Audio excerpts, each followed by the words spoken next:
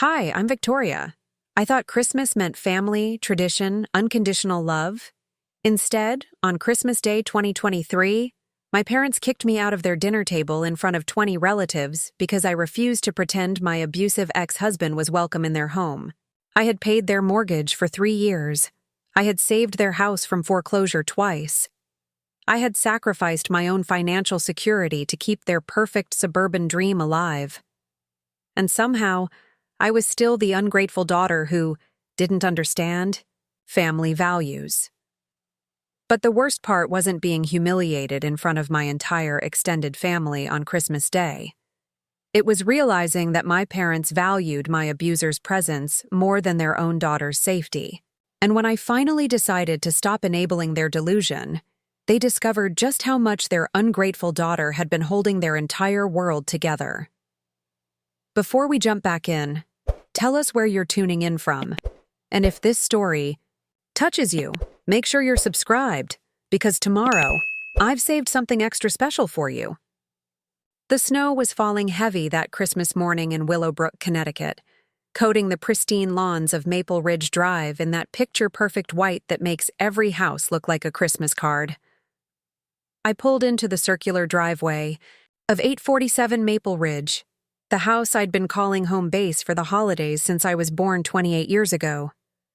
The same house where I'd opened countless Christmas presents as a child, where my mother Diane would fuss over perfect place settings, and my father Richard would carve the turkey with ceremonial precision.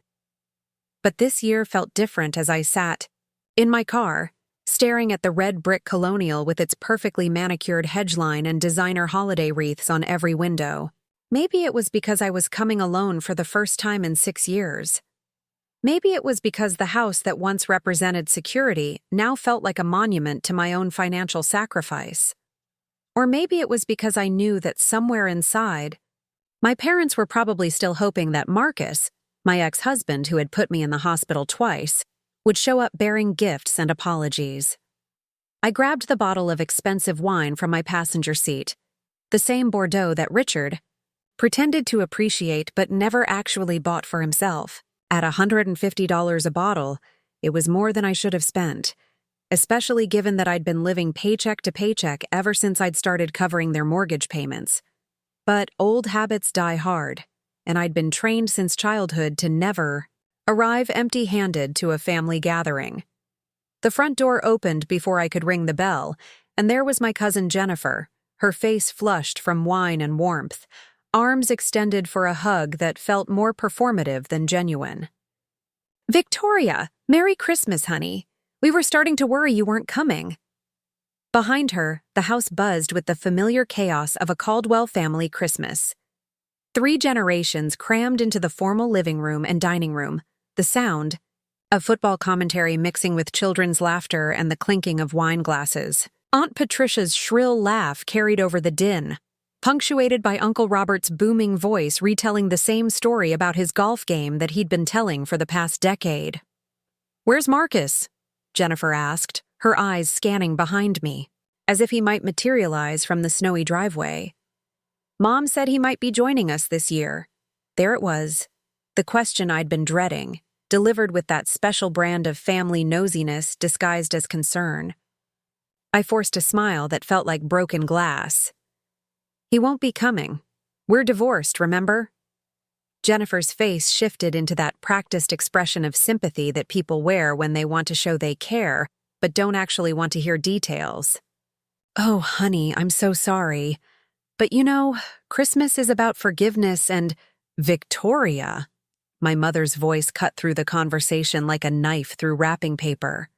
Diane Caldwell appeared in the foyer, immaculate as always in her cream-colored cashmere sweater and pearls, her silver hair styled in the same elegant bob she'd maintained for the past 20 years. She embraced me with the kind of hug that looked warm from the outside, but felt cold and calculated up close. "Darling, you look thin. Are you eating enough?" She pulled back to examine my face with the critical eye of a woman who'd spent decades perfecting the art of loving concern mixed with subtle criticism. "I hope you're not still living in that tiny apartment. You know there's always room for you here at home." Home. The word sat heavy in the air between us. This house hadn't been my home for over a decade, but it had become my financial responsibility in ways that nobody in this room seemed to acknowledge or appreciate. Every time I looked at the crown molding in the dining room, I saw the $3,000 emergency payment I'd made when their property taxes came due, and they'd somehow forgotten to budget for them. Every time I admired the updated kitchen appliances, I remembered the credit card I'd maxed out to help them replace the refrigerator that had died during last summer's heat wave. "I brought wine," I said, holding up the bottle like a peace offering. "The Bordeaux you like." Diane's face lit up with genuine pleasure for the first time since I'd arrived. "Oh, you're such a thoughtful girl. Richard will be so pleased. Come, let's get you a drink. Everyone's so excited to see you." As we walked through the house toward the kitchen, I caught glimpses of the life my payments had preserved. The Persian rug in the living room that I'd helped them avoid losing when they'd fallen behind on credit card payments. The dining room table that seats 12, purchased with money I'd lent them for just a few months, 2 years ago. The flat screen, TV where my cousins were gathered, cheering at a football game, mounted on a wall that I'd helped repair after last winter's ice damage had caused a leak. In the kitchen, the familiar chaos of Christmas dinner preparation was in full swing. My Aunt Sarah was arguing with my cousin Michelle about the proper way to make gravy, while my grandmother Evelyn, now 86 and still sharp as a tack, supervised from her chair at the breakfast nook with the authority of a woman who'd been orchestrating family gatherings since before most of us were born. "There's my successful granddaughter," Grandma Evelyn called out, her voice carrying that particular warmth reserved for family members who'd managed to make something of themselves. "Come give your grandmother a proper hug." I crossed the kitchen and leaned down to embrace the woman who'd always been my fiercest advocate in this family. Evelyn Caldwell had raised 4 children through the Great Depression and 2 world wars, and she had no patience for weakness or self-pity. She also had a keen eye for people who took advantage of others' generosity. "You look tired, sweetheart," she whispered in my ear, her voice low enough that only I could hear. "Are you taking care of yourself? Or are you too busy taking care of everyone else?" Before I could answer, the front door chimed again, and I heard my father's booming voice welcoming whoever had just arrived. Richard Caldwell's tone had that particular jovial quality he reserved for people he was genuinely happy to see, which immediately put me on alert. In my family, enthusiasm was usually reserved for people who brought something valuable to the table: money, status, or in this case, probably false hope for reconciliation. "Victoria, darling!" Richard appeared in the kitchen doorway, his face flushed with cold, and what I suspected was already his second glass of wine. At 58, he still maintained the robust appearance of a man who'd spent his career in sales, all firm handshakes and confident smiles. "There's someone here who's very excited to see you." My stomach dropped. The kitchen suddenly felt too small, too warm, too full of people who were about to witness whatever fresh humiliation my parents had orchestrated for Christmas dinner. Because I knew, with the certainty that comes from a lifetime of family dynamics, exactly who was standing in that foyer. And I knew that my parents had somehow convinced themselves that Christmas magic could erase restraining orders and hospital visits and divorce papers.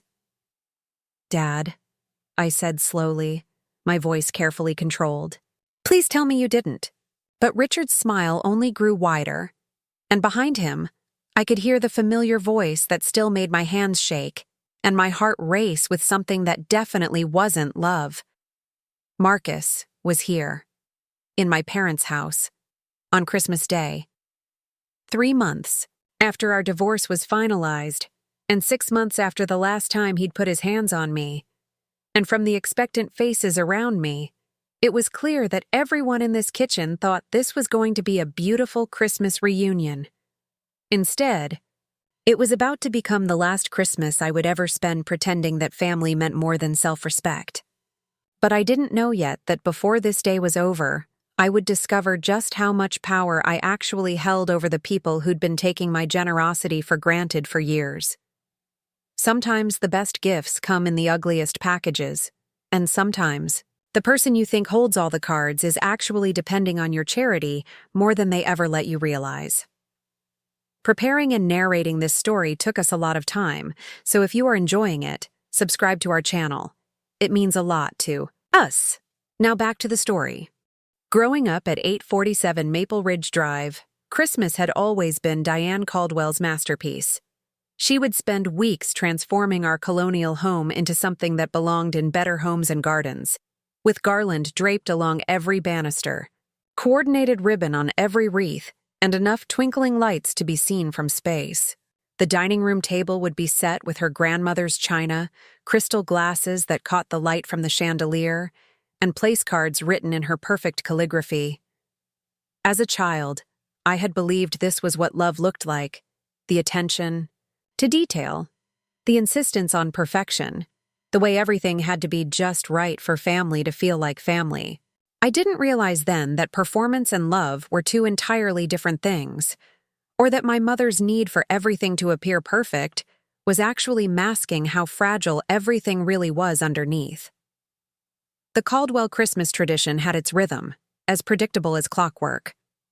Richard would spend Christmas morning in his study, handling some last-minute business calls that everyone pretended were necessary, but were really just his way of avoiding the chaos until the alcohol made socializing easier. Diane would orchestrate the kitchen like a conductor, directing a symphony of side dishes and desserts while maintaining the kind of calm control that made everything look effortless. By noon, the house would fill with relatives. Uncle Robert and Aunt Patricia would arrive first, always punctual, always bringing the same green bean casserole that nobody particularly enjoyed but had become tradition.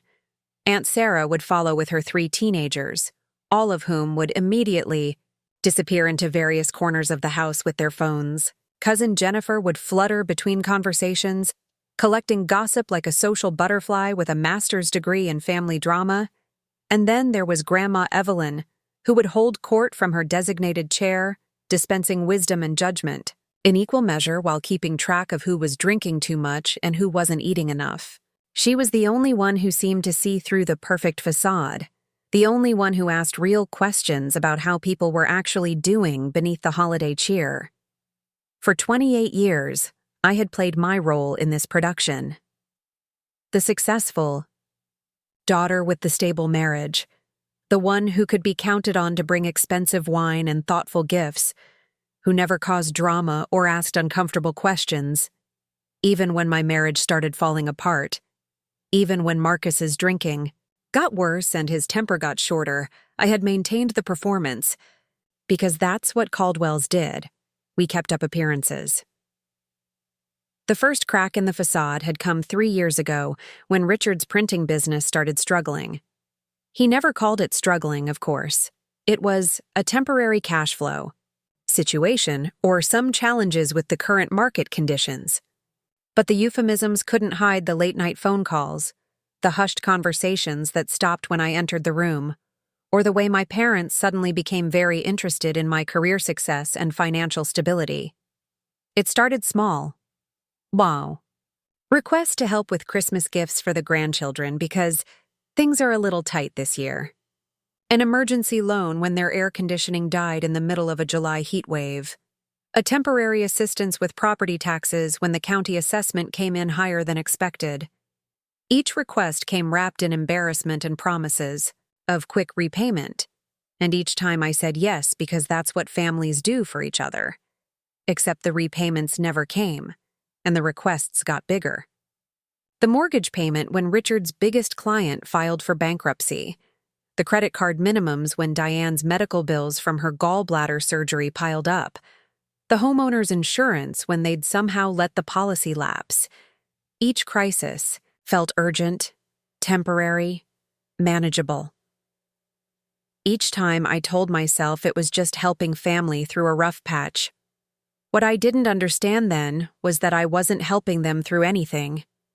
I was enabling them to maintain a lifestyle they could no longer afford while pretending that everything was still perfect.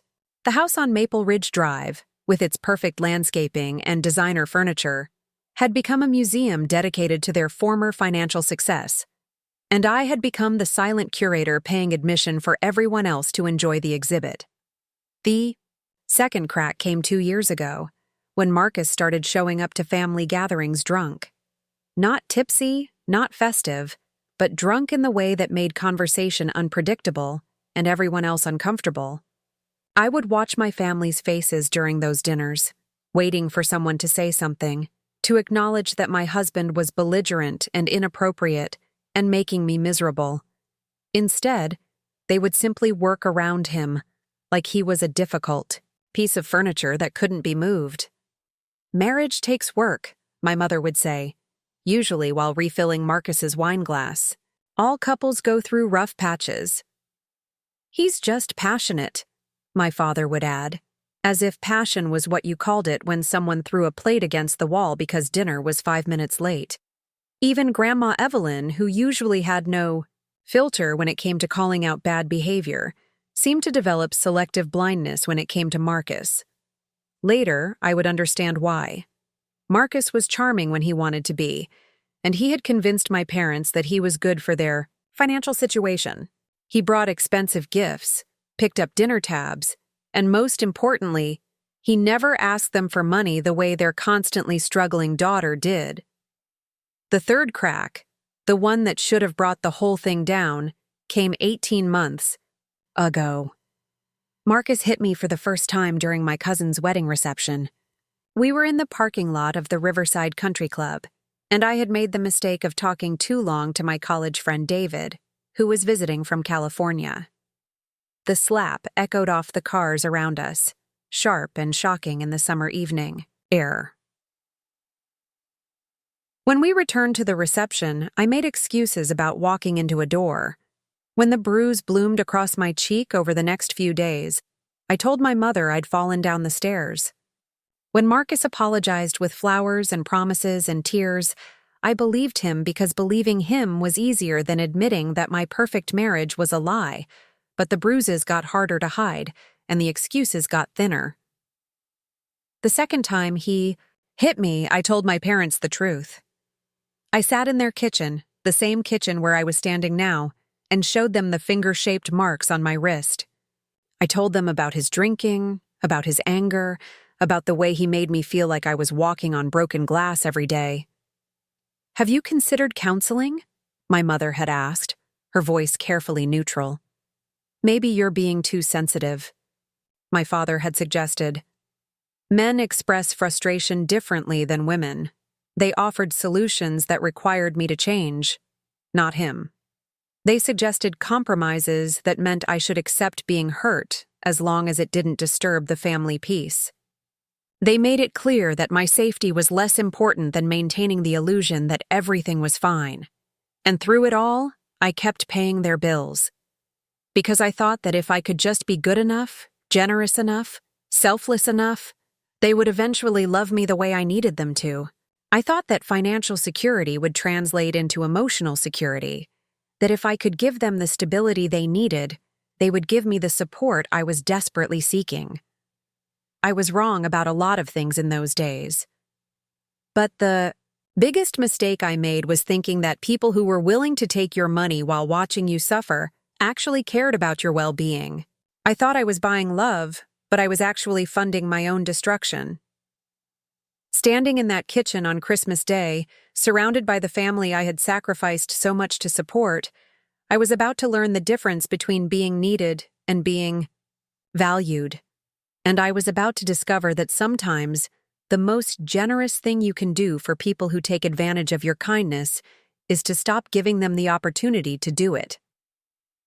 The sound of Marcus's laughter echoed from the foyer, mixing with my father's hearty chuckles, and I felt something cold and sharp settle in my chest. This was my normal. This was what I had been protecting with my silence and my money and my endless capacity to forgive the unforgivable. But today, that normal was about to end. Marcus walked into the kitchen like he owned the place, his arms spread wide in that theatrical gesture he used when he wanted everyone to focus on him. He looked good, I had to admit that. The navy cashmere sweater I'd bought him last Christmas fit perfectly across his broad shoulders, and his dark hair was styled with just enough product to look effortless. His smile was the one that had charmed me into marrying him 6 years ago, before I learned that it was just another weapon in his arsenal. "There's my beautiful wife," he said, the words dripping with false warmth. The emphasis he put on wife made my skin crawl, especially since our divorce had been finalized 3 months ago. But apparently, nobody had bothered to correct him, or maybe they simply didn't want to acknowledge the reality of our situation. The kitchen fell silent except for the bubbling of something on the stove. I could feel every pair of eyes in the room watching this moment, waiting to see how I would react. Aunt Sarah had paused mid-stir with her wooden spoon suspended over the gravy. Cousin Michelle had stopped arranging dinner rolls on the serving tray. Even Grandma Evelyn had shifted in her chair to get a better view of the unfolding drama.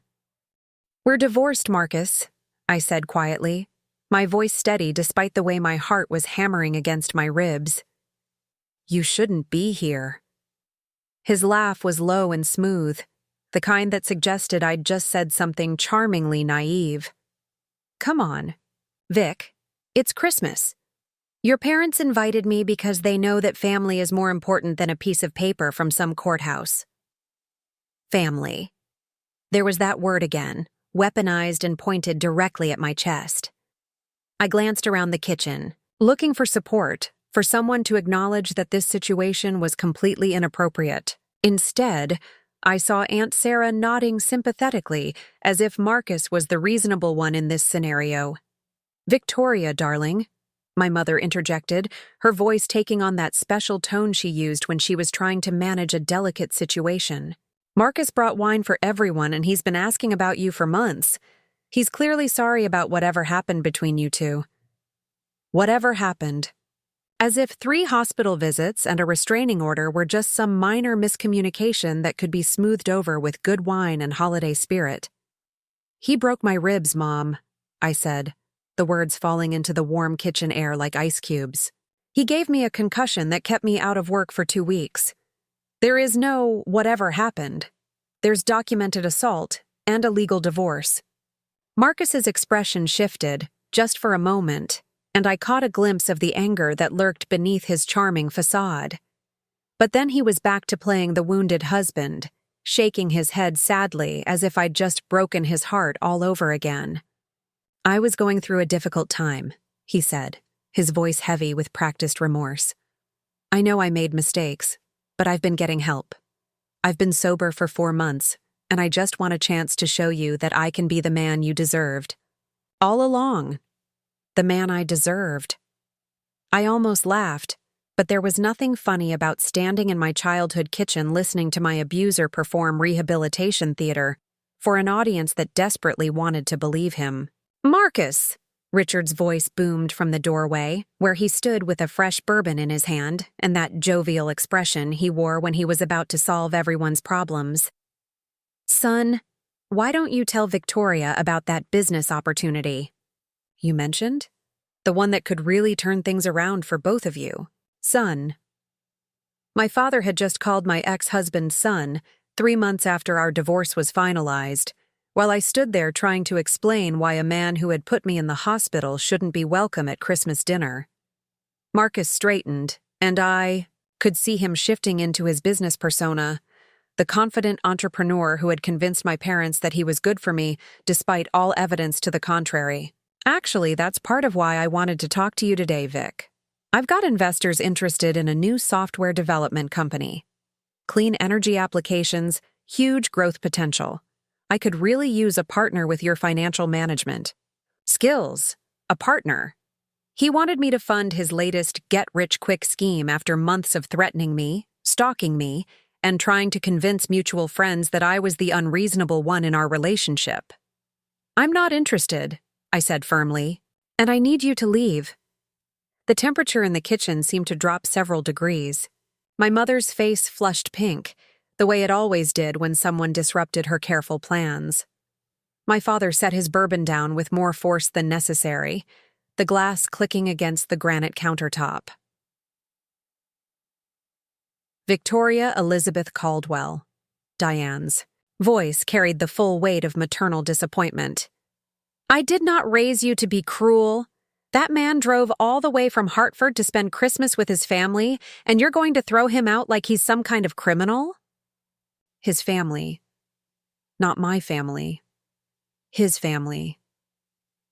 The words hit me like a physical blow because they revealed exactly where my mother's loyalties lay. Marcus wasn't just welcome in their home.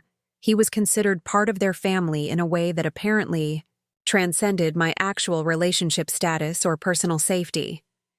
He is a criminal, Mom, I said, my voice rising despite my efforts to stay calm. He was arrested for domestic violence, twice. There are police reports. There are medical records. There is a restraining order that he is currently violating by being here. Oh, sweetheart, Aunt Patricia chimed in from across the kitchen, her voice dripping with the kind of condescending sympathy that made my teeth ache. You can't let one bad argument ruin a marriage. Men sometimes lose their temper, but that doesn't mean they don't love you. My Harold threw a lamp at me during our second year, and we've been married 34 years now. A lamp. She was comparing her husband throwing a lamp to mine, systematically beating me for months. The casual way she dismissed domestic violence as just another relationship hurdle made me feel sick. This wasn't one argument, I said, my voice shaking now with anger and disbelief. This was a pattern of escalating abuse that ended with him threatening to kill me if I tried to leave. Which is why I had to get a restraining order. Which is why we're divorced. Which is why he should not be standing in this kitchen right now. Marcus stepped closer, and I instinctively moved back until I hit the counter behind me. The movement was automatic, learned through months of trying to stay out of his reach when his mood shifted. But instead of looking concerned about my obvious fear, my family seemed annoyed by my reaction. See? Marcus said softly, his voice taking on that wounded tone that had always been so effective with audiences. This is exactly what I'm talking about. She's so angry, so defensive. I know I hurt her and I have to live with that every day, but I can't even have a conversation with my own wife without her acting like I'm some kind of monster. Ex-wife. The correction burned on my tongue, but I didn't bother saying it again. It was clear that nobody in this room was interested in acknowledging the legal reality of our situation.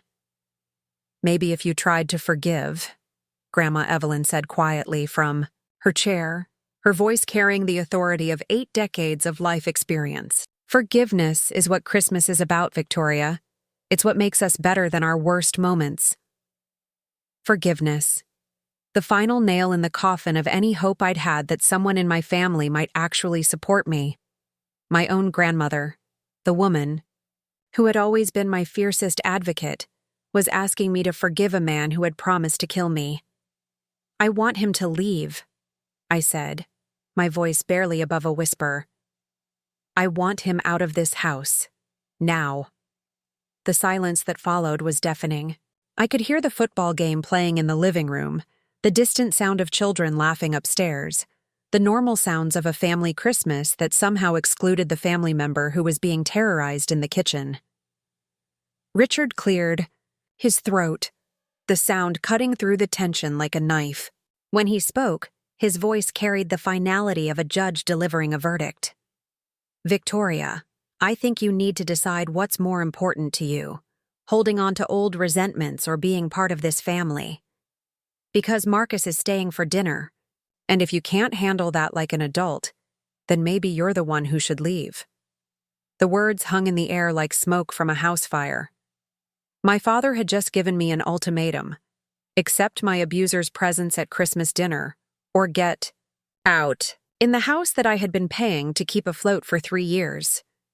At the table where I had eaten Christmas dinner for 28 years. With the family I had sacrificed my financial security to support. I looked around the kitchen one more time, taking in the faces of people I had loved my entire life. People who were willing to prioritize the comfort of a man who had hospitalized me over my basic right to feel safe in their presence. People who saw my refusal to enable my own abuse as a character flaw that needed to be corrected. Marcus was smiling now, that victorious smile I knew so well. He had won, just like he always won, by convincing everyone around us that I was the problem. "Fine," I said, my voice steady and cold. "I'll leave." I pushed past Marcus, past my parents, past the relatives who had chosen his version of reality over mine. As I grabbed my purse from the counter, I could hear Diane calling after me, her voice pitched with artificial concern. "Victoria, don't be dramatic. Come back and we'll all sit down and work this out like adults." But I was done being an adult. In a house full of people who had decided that being reasonable meant accepting the unacceptable. I was done trying to buy love from people who were willing to sell my safety for the price of keeping the peace. The front door slammed behind me, with a sound that felt like the ending of everything I had believed about family and loyalty and home.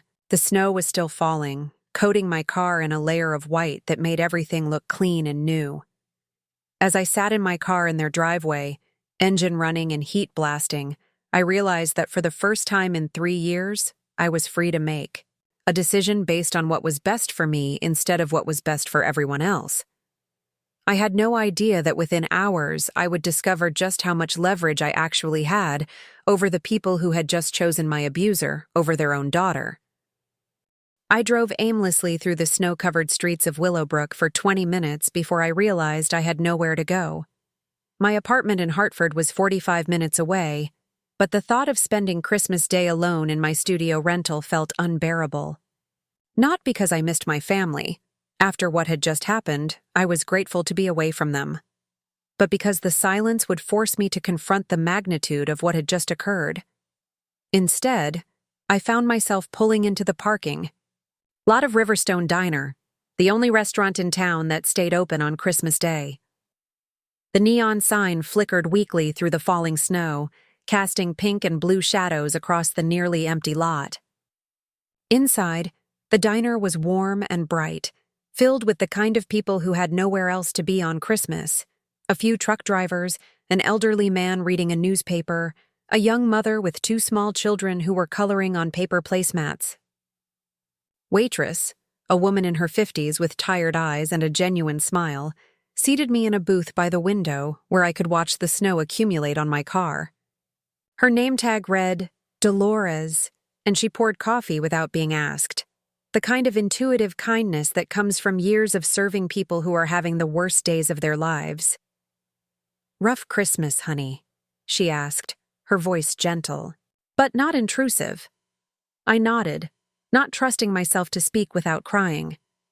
She patted my shoulder once, left a menu, and disappeared back behind the counter, giving me the space I needed to fall apart in private.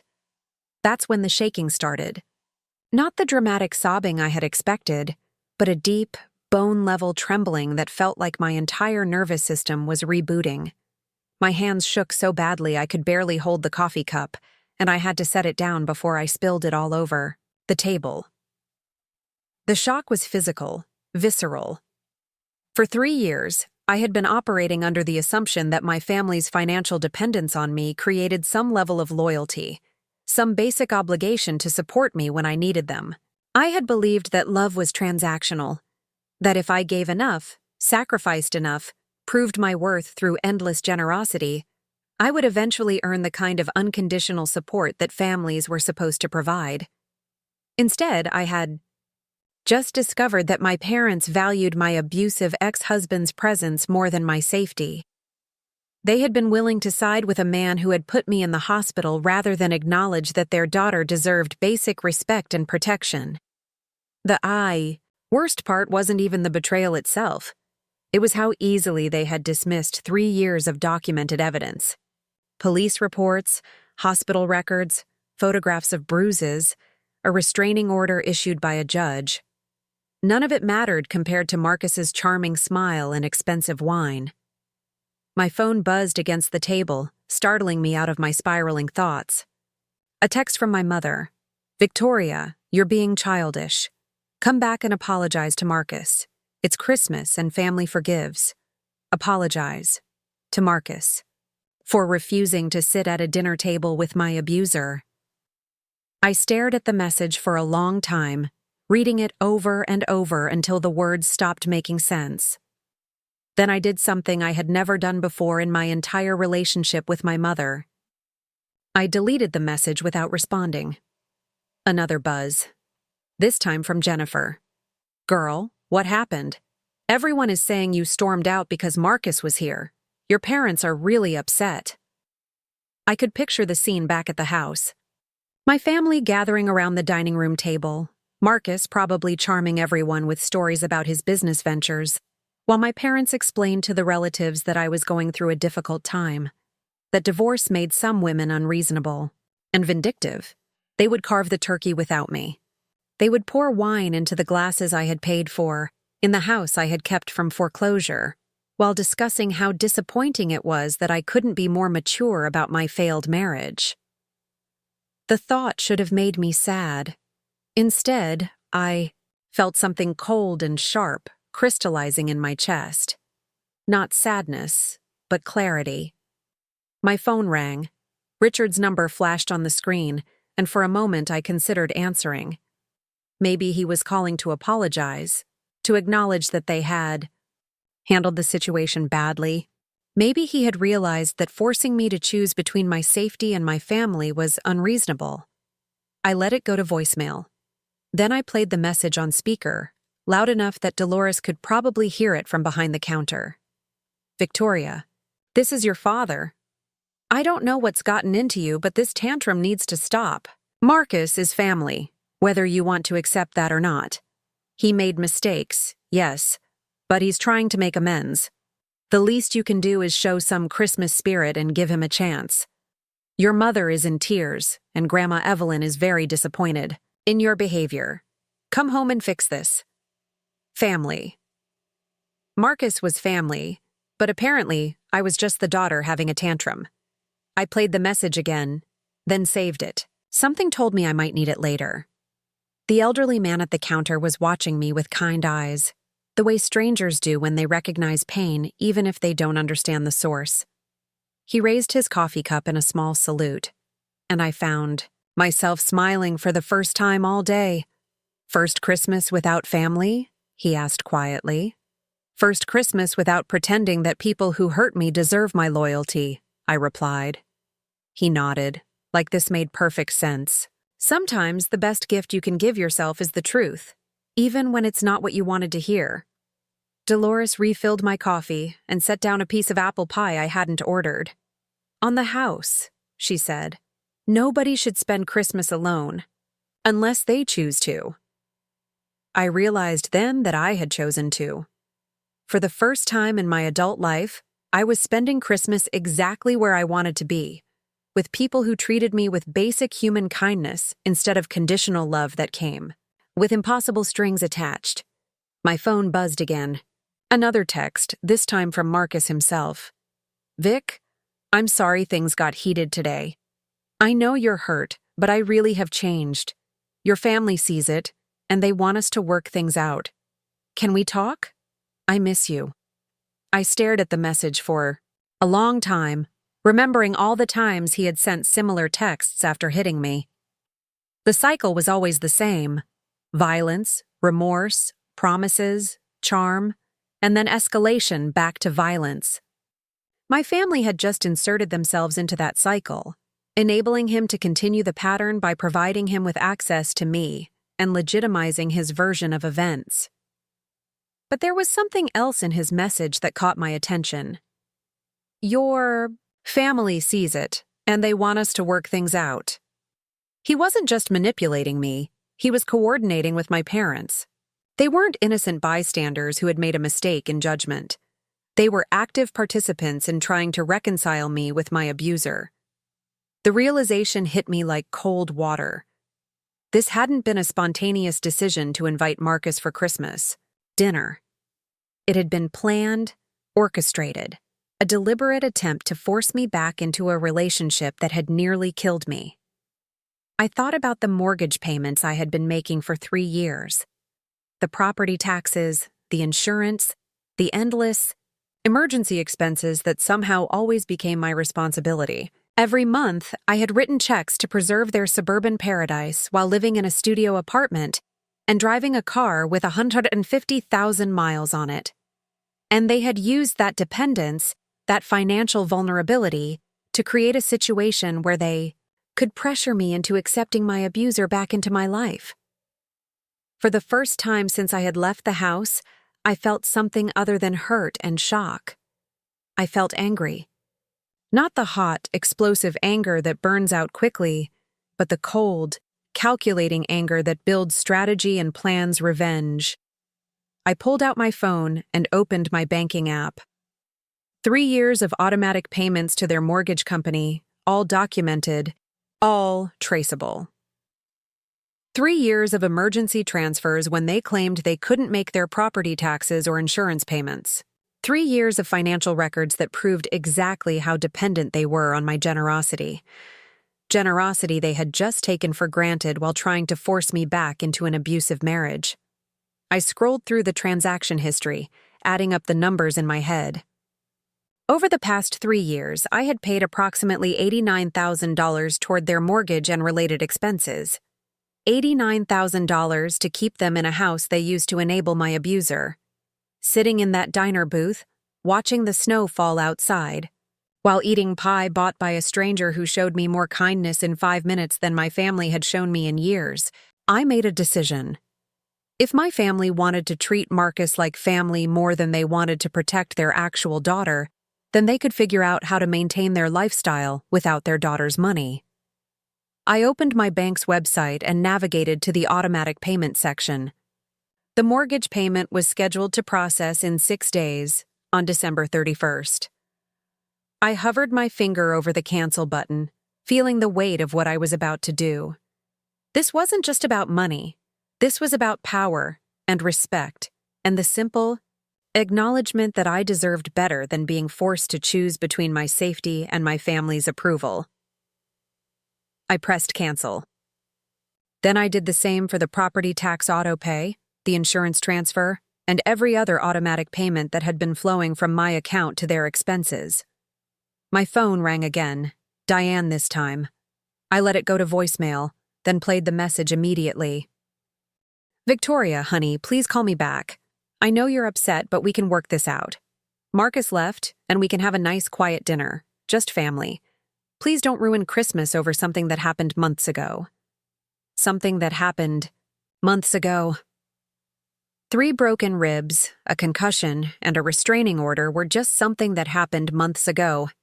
I deleted the voicemail and turned off my phone.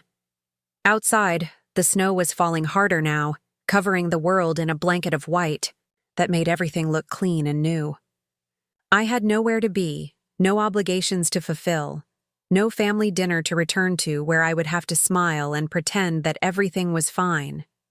For the first time in 3 years, I was completely free to make decisions based on what was best for me instead of what was best for everyone else. And the first decision I had made was to stop funding the people who had just chosen my abuser over my safety. I didn't know it yet, but that decision was about to change everything.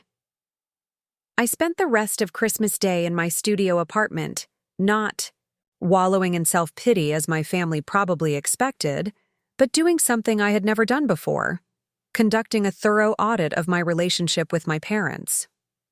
I spread my laptop, bank statements, and a legal pad across my small dining table and began documenting 3 years of financial manipulation disguised as family loyalty. The numbers were staggering when laid out in black and white. Beyond the mortgage payments, there were dozens of smaller transfers I had almost forgotten about. The $2,400 for new tires when Richard claimed his insurance wouldn't cover the damage from hitting a pothole. The $1,800 for Diane's dental work that was, supposedly, just until the insurance reimburses us.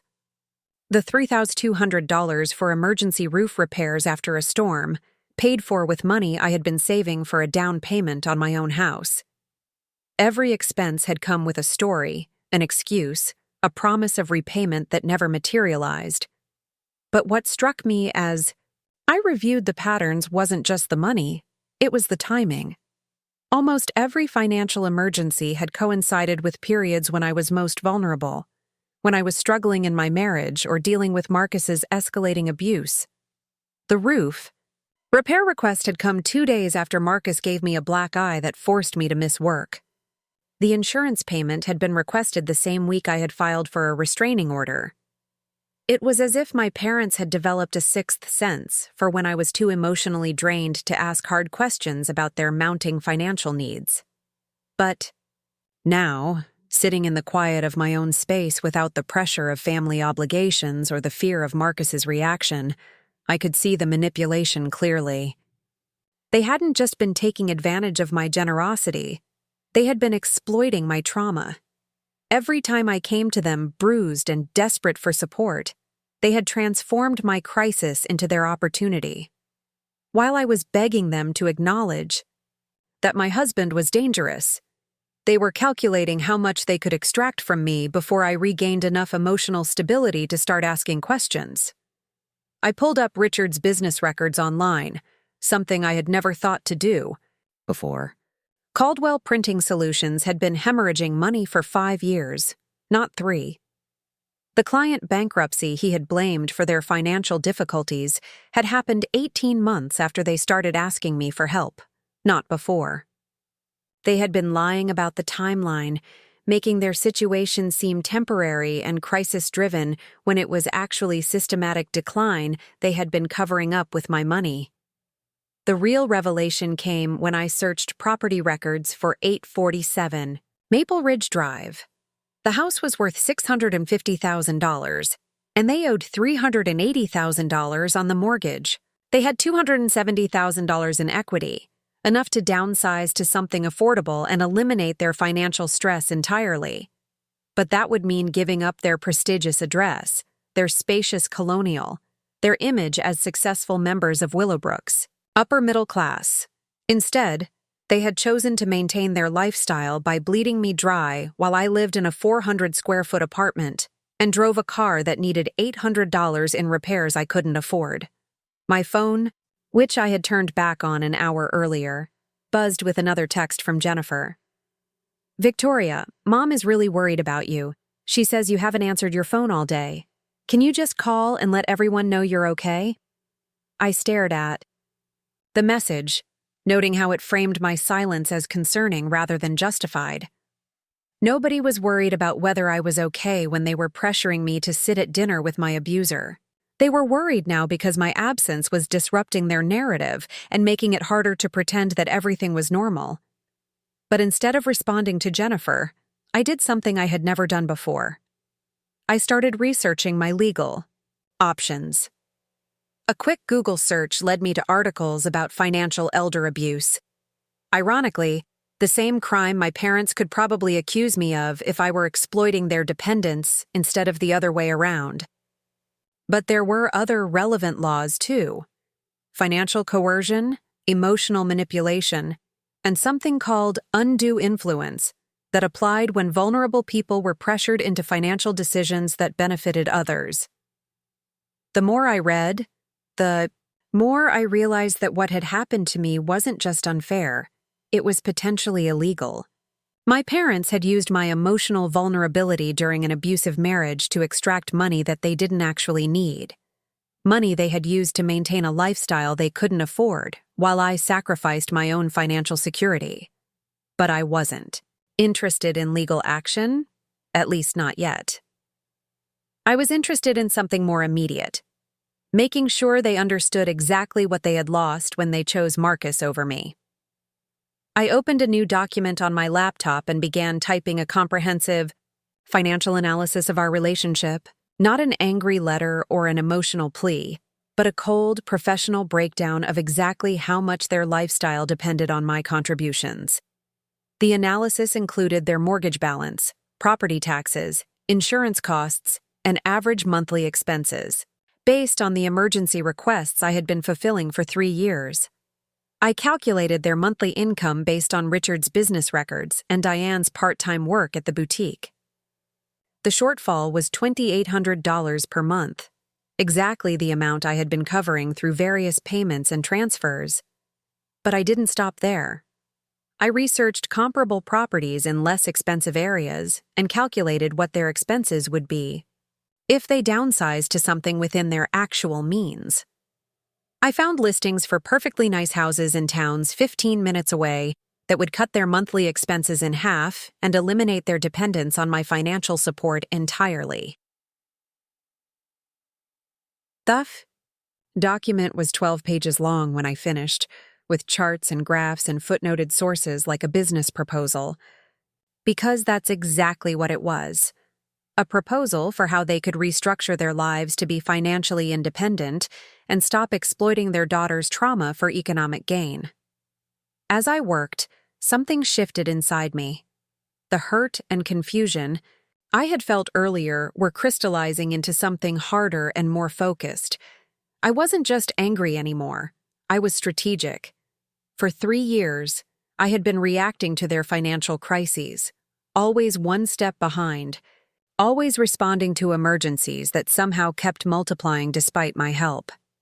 Now, for the first time, I was thinking several steps ahead. I researched the timeline for mortgage default and foreclosure in Connecticut. If they missed a payment, they would receive a notice of default. If they missed 3 payments, the bank could begin foreclosure proceedings. The process typically took 6 to 8 months from start to finish, meaning they would have plenty of time to make alternative arrangements if they acted quickly. I also researched the legal requirements for emergency loans between family members, something I probably should have done 3 years ago. Every transfer I had made was documented in bank records, but without formal loan agreements, I had no legal recourse for recovery. The money was gone, legally speaking, considered gifts, rather than loans. But that also meant I had no legal obligation to continue providing support. The moral obligation I had felt was entirely self-imposed, based on my mistaken belief that family loyalty required endless financial sacrifice without reciprocal emotional support. My phone rang, Richard again. This time, instead of letting it go to voicemail, I answered. Dad. Victoria. Thank God. Your mother has been worried sick. Where are you? I'm at home. My home. Look, honey.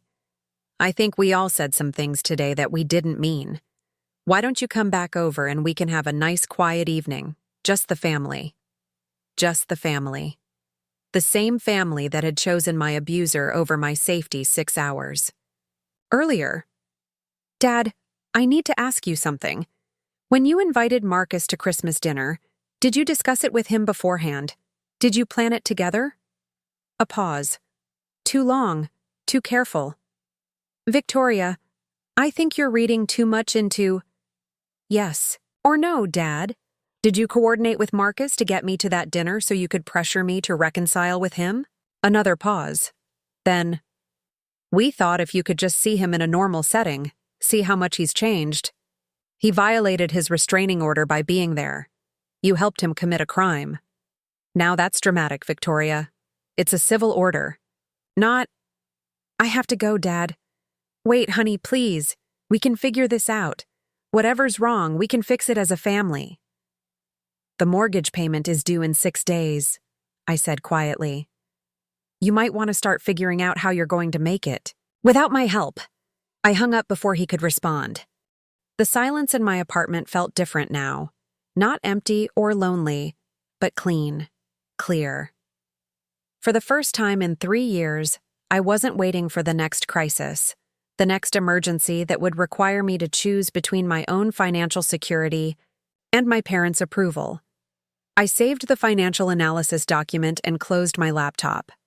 Tomorrow, I would make copies of all the bank records and payment histories.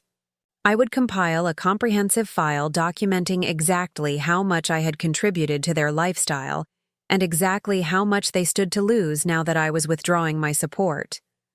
But tonight, I was going to order Chinese food, watch movies, and enjoy the first Christmas evening in years where nobody was demanding anything from me.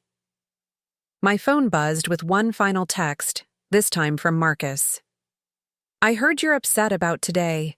Your parents are really worried about you. Maybe we should all sit down and talk like adults. I smiled as I deleted the message. He still thought this was about him, that my decision to leave was some kind of emotional reaction to his presence rather than a calculated response to my family's betrayal.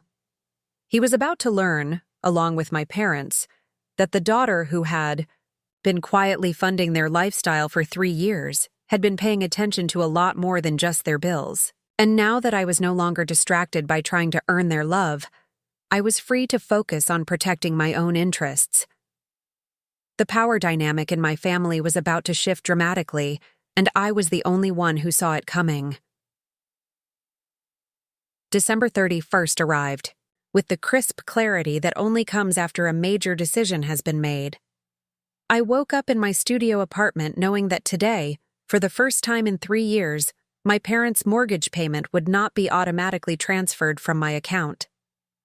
The payment was due by 5 p.m., and I had deliberately waited until today to see if they would figure out how to handle it themselves. They hadn't. My phone had been buzzing intermittently all week with increasingly frantic calls from Diane and Richard, but I had ignored everyone. I wasn't being petty, I was being strategic. Every unanswered call, every voicemail they left, every text message they sent was evidence of their desperation and proof that they had no backup plan for maintaining their lifestyle without my financial support. At 10 a.m., I drove to Willowbrook, Savings and Trust, the bank that held their mortgage. I had done my research and knew exactly what I needed to do. I walked into the branch manager's office, a woman named Catherine Martinez who had been handling the Caldwell account for years, and requested a meeting. "Ms. Caldwell," Catherine said, recognizing me immediately. "I haven't seen you in a while. How can I help you today?" Catherine knew me because I had been the one to handle the mortgage restructuring when my parents fell behind 2 years ago. I had sat in this same office, writing a $12,000 check to bring their account current and co-signing paperwork that made me legally responsible for future payments if they defaulted. "I need to remove myself from my parents' mortgage account," I said, placing a folder of documents on her desk.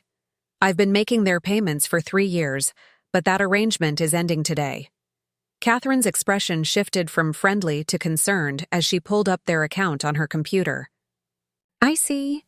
Well, you are listed as a co-signer on the restructured loan, which means you can't simply remove yourself without the primary borrower's consent and proof that they can handle the payments independently." "I understand that," I said calmly. "But I can stop making payments immediately, and I want to formally notify the bank that I will no longer be responsible for this account. I also want to request that all future communications about missed payments be sent to the primary borrowers only." Catherine frowned, clicking through several screens. "Ms. Caldwell, I have to ask, are your parents aware that you're taking this step? Their payment was due this morning and we haven't received anything yet." "They're aware that our arrangement has changed," I said, which was technically true. "What I need to know is what happens next if they don't make today's payment."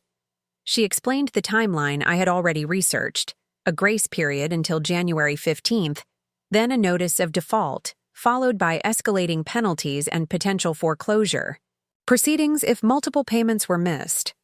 The process was designed to give homeowners every possible chance to avoid losing their house, but it required them to take action.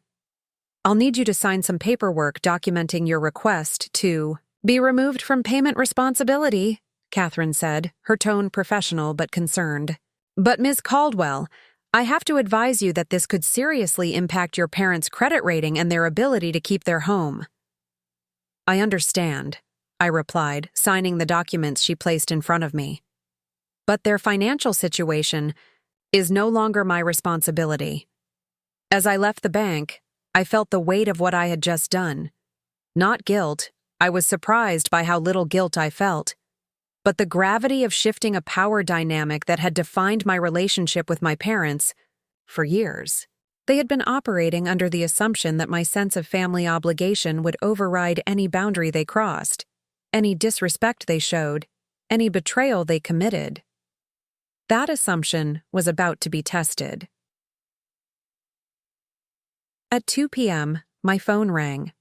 Richard's number. I answered on the 4th ring. "Victoria, thank God. I've been trying to reach you all week. We need to talk." "I'm listening." "The bank called. They said you went in there this morning and did something with our mortgage account. What's going on, honey?" The panic in his voice was unmistakable. I could picture him in his home office, surrounded by the financial records he probably should have been managing himself for the past 3 years, finally facing the reality of their situation. "I removed myself from payment responsibility for your mortgage," I said calmly. "Your payment was due this morning. Did you make it?" A long pause. "Victoria, you can't just— We had an arrangement. You said you'd help us through this rough patch." "The rough patch has lasted 3 years, Dad. And the arrangement ended when you chose to side with my abuser over your own daughter. That's not— Marcus isn't— Look, we can talk about Christmas later. Right now, I need to know if you're going to transfer the money for our payment. We have until 5 o'clock. The desperation was so raw I could hear it through the phone.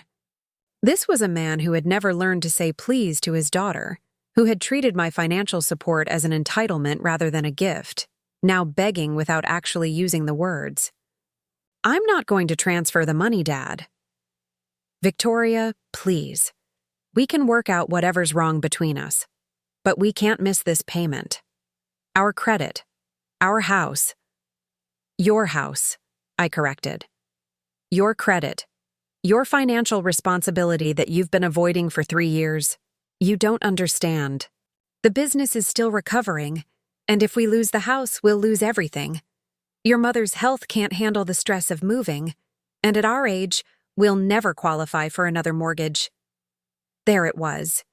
The emotional manipulation I had been expecting. Diane's health, their age, the business that had been recovering for 5 years.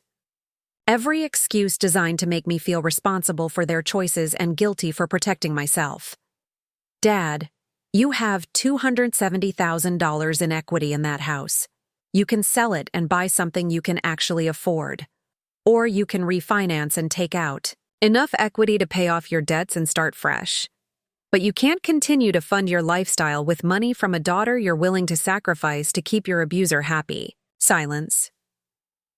Then, "How do you know about the equity?" "I know a lot of things, Dad.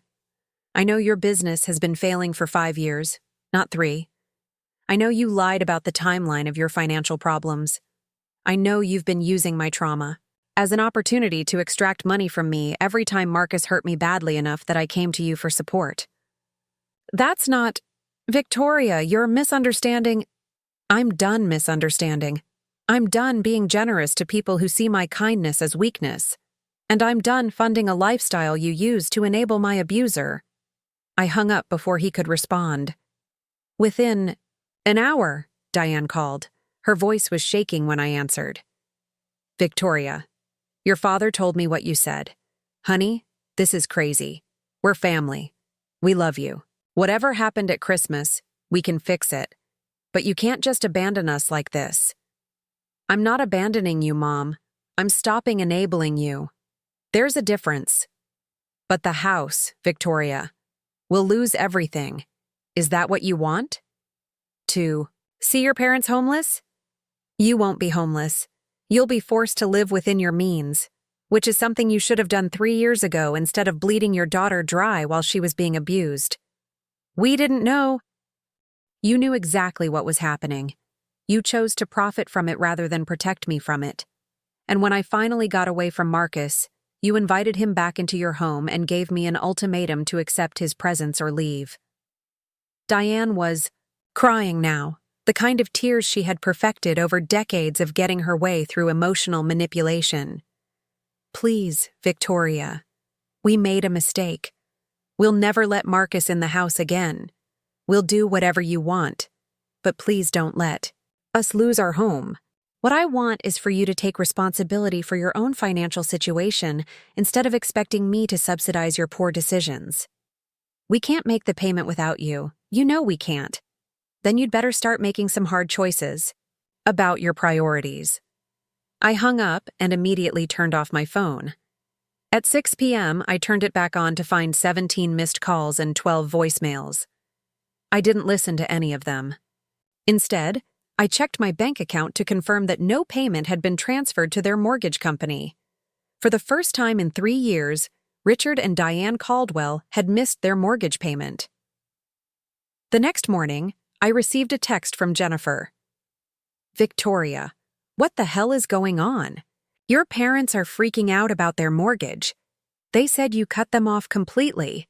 This seems really extreme, even for you. Even for me. As if I had a history of being unreasonable or vindictive, rather than 3 years of being overly generous to people who had taken advantage of my kindness. I typed back, ask them why they thought it was appropriate to invite my abuser to Christmas dinner, then tell me I was the one being extreme. Jennifer responded within minutes. Wait, what? Marcus was there? Mom didn't tell me that part. Of course she hadn't. My parents were carefully controlling the narrative, telling people I had thrown a tantrum over my divorce without mentioning that they had tried to force me to reconcile with a man who had hospitalized me. I screenshot our conversation and saved it to the folder I was building.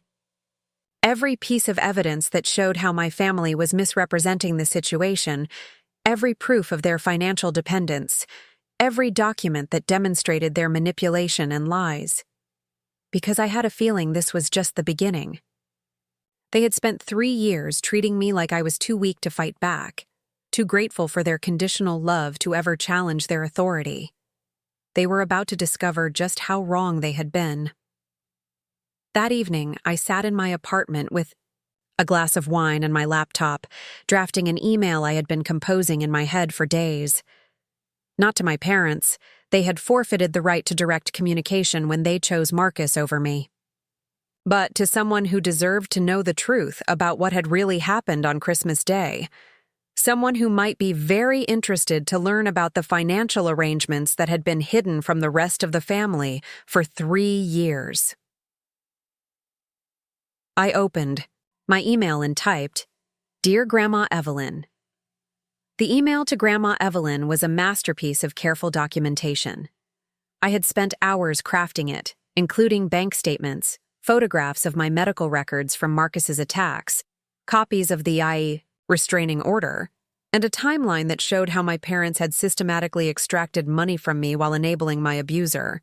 I didn't editorialize or make emotional appeals. I simply presented the facts and let them speak for themselves. Evelyn's response came at 6 a.m. the next morning, 2 sentences that carried the weight of a generation's worth of disappointment. Victoria, I had no idea. I'll be calling your father today. What I hadn't anticipated was how quickly word would spread through the extended family network. By noon, my phone was buzzing with calls from relatives I hadn't heard from in years, each one with a different version of the story they'd been told and a different opinion about what I should do. Aunt Patricia called first, her voice dripping, with the kind of condescending concern that made my teeth ache. Victoria, sweetheart, I heard you're having some kind of breakdown. Your poor mother is beside herself with worry. Don't you think you're being a little dramatic about this whole Marcus situation? Aunt Patricia, did they tell you that Marcus violated his restraining order by being at Christmas dinner? Or that he put me in the hospital 3 times during our marriage? A pause. Well, honey, you know how men can be when they've been drinking. Harold used to get a little rough too, but marriage is about forgiveness. You can't just throw away a good man because of a few arguments. A few arguments. She was minimizing documented domestic violence as marital spats, just like she had at Christmas dinner. But this time, I was prepared. Aunt Patricia, I'm going to email you some photographs. Medical records from my hospital visits, police reports, court documents. Then you can tell me if you think 3 broken ribs and a traumatic brain injury constitute a few arguments. Now, Victoria, there's no need to be ugly about this. I'm just trying to help you see reason. Your parents have sacrificed so much for you over the years, and this is how you repay them? By cutting them off when they need you most? Sacrificed so much? I almost laughed.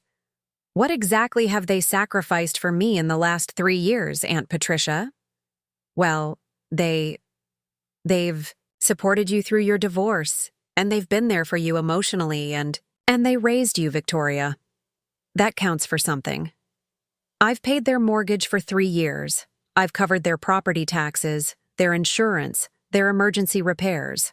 I've given them over $90,000 while living in a studio apartment and driving a car with 150,000 miles on it. What exactly have they given me in return? Silence.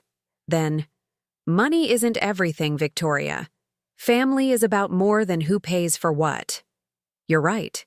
Family is about love and protection and support. So tell me, what kind of family invites? Their daughter's abuser to Christmas dinner and then tells her to leave when she refuses to sit at the same table with him?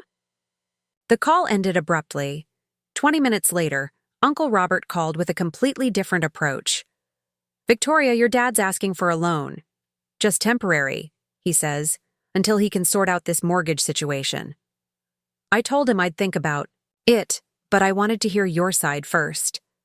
Finally, someone who was willing to listen. I spent 40 minutes walking Uncle Robert through the timeline, the financial records, the pattern of escalating requests that had never been repaid. He listened without interrupting, asking occasional questions that showed he was actually processing what I was telling him. Jesus Christ, Victoria, I had no idea it was that bad. Your dad always made it sound like you were just helping out here and there, not carrying their entire mortgage. He's been very careful about how he presents their financial situation to the family. But, Uncle Robert, you should know that if you loan them money, you probably won't get it back. Their business has been failing for 5 years. Not 3 like they claim. They have no plan for becoming self-sufficient. What about selling the house? That place has to be worth a fortune by now. $650,000. And they owe $380,000. They could sell, buy something smaller, and be debt-free tomorrow. But they'd rather maintain their lifestyle by bleeding their family members dry. Uncle Robert was quiet for a long moment. I'm not loaning them money, he finally said. And I'm going to make sure the rest of the family knows what's really going on here. That evening, the pressure campaign began in earnest. My phone rang constantly with calls from cousins, second cousins, family friends, and neighbors who had somehow been recruited into my parents' cause. Each caller had been given a slightly different version of events, but the message was consistent. I was being unreasonable, vindictive, and cruel to my aging parents over a minor disagreement. The most disturbing call came from Father McKenna, the priest at St. Mary's where my parents attended church. His voice carried the authority of moral certainty as he explained that forgiveness was a Christian duty and that honoring my parents was a commandment, not a suggestion. Victoria, I've known your family for 20 years. Your parents are good, people who made a mistake in judgment. Surely you can find it in your heart to forgive them and help them through this difficult time. Father, did they tell you that they invited my abusive ex-husband to Christmas dinner and demanded that I apologize to him for refusing to reconcile? I understand there was some tension about your divorce, but Victoria, marriage is a sacred bond. Perhaps God is giving you an opportunity to heal your relationship and rebuild your family. The casual dismissal of domestic violence from a man whose job was supposedly to provide moral guidance made my stomach turn. Father, with all due respect, God doesn't want women to stay with men who break their ribs. And parents who pressure their daughters to reconcile with abusers aren't good people who made a mistake. They're enablers who prioritize their own comfort over their child's safety. Victoria, I think you're misunderstanding. I'm done being misunderstood. And I'm done with people who think my bank account is more important than my safety. I hung up and immediately added his number to my blocked contacts list. But the most sophisticated attack came from Jennifer, who had apparently been designated as the family's strategic weapon. She showed up at my apartment building on Friday evening, tears streaming down her face, carrying a bottle of wine and what appeared to be a carefully rehearsed speech. Victoria, please, you have to help them. They're talking about bankruptcy. Mom hasn't slept in days, and Dad's having chest pains from the stress. They're your parents. Whatever they did wrong, they don't deserve to lose everything. I let her into my apartment, poured 2 glasses of wine, and listened to her recite the talking points she'd obviously been given. The stress-induced health problems, the financial ruin, the family shame of bankruptcy, the impossibility of starting over at their age. "Jennifer," I said when she finally paused for breath, "did they tell you that they coordinated with Marcus to get me to Christmas dinner so they could pressure me to reconcile with him?" Her face went blank. "What?" "No, they said Marcus just showed up and you overreacted to seeing him." I pulled out my phone and played Richard's voicemail from Christmas Day, the one where he admitted they had planned the encounter because they thought I needed to see how much Marcus had changed. Jennifer's face went white as she listened. "Oh my God, Victoria. I didn't know. They made it sound like you just threw a tantrum because you were still bitter about the divorce." "They've been controlling the narrative very carefully," I said, making sure everyone knows I cut them off. "Financially, but not mentioning why. What else did they tell you about my marriage?" Over the next hour, I walked Jennifer through everything my parents had hidden from the extended family. The hospital visits they had explained away as accidents, the restraining order they had never mentioned, the years of financial support they had minimized as occasional help with bills. By the time I finished, Jennifer was crying for different reasons. "Victoria, I'm so sorry. I had no idea how bad things were with Marcus, or how much you've been supporting them financially. They made it sound like you were just being vindictive. They're very good at presenting themselves as victims while hiding the fact that they've been exploiting me for years. What are you going to do now?" I showed her the folder I had been building: bank records, medical documents, police reports, recorded voicemails, screenshots of text messages. 3 years of evidence that told a very different story than the one my parents were spreading. "I'm going to make sure everyone knows the truth," I said. "Starting with the family members they're trying to recruit as flying monkeys to pressure me into giving them more money." Jennifer stared at the folder, then looked up at me with something like awe. "You've been planning this. I've been documenting it. There's a difference. I never planned for them to choose my abuser over me. But once they did, I was ready to protect myself from the consequences." That night, I sent a comprehensive email to every family member whose number I had. Not an emotional plea or angry rant, but a factual account of what had happened on Christmas Day and the 3 years of financial exploitation that had preceded it. I included selected documents as attachments, enough evidence to prove my case, without overwhelming anyone with details. The subject line was simple: the truth about Christmas Day and why I'm no longer supporting my parents financially. By morning, my parents' carefully constructed narrative had collapsed. The phone calls stopped, the guilt trips ended, the flying monkeys retreated. But I knew this was just the beginning. People who had spent 3 years taking advantage of someone's generosity don't give up easily when that support disappears. They escalate, they get desperate, they make mistakes that reveal who they really are underneath the masks they've been wearing, and my parents were about to make the biggest mistake of all. The response to my mass email was swift and devastating.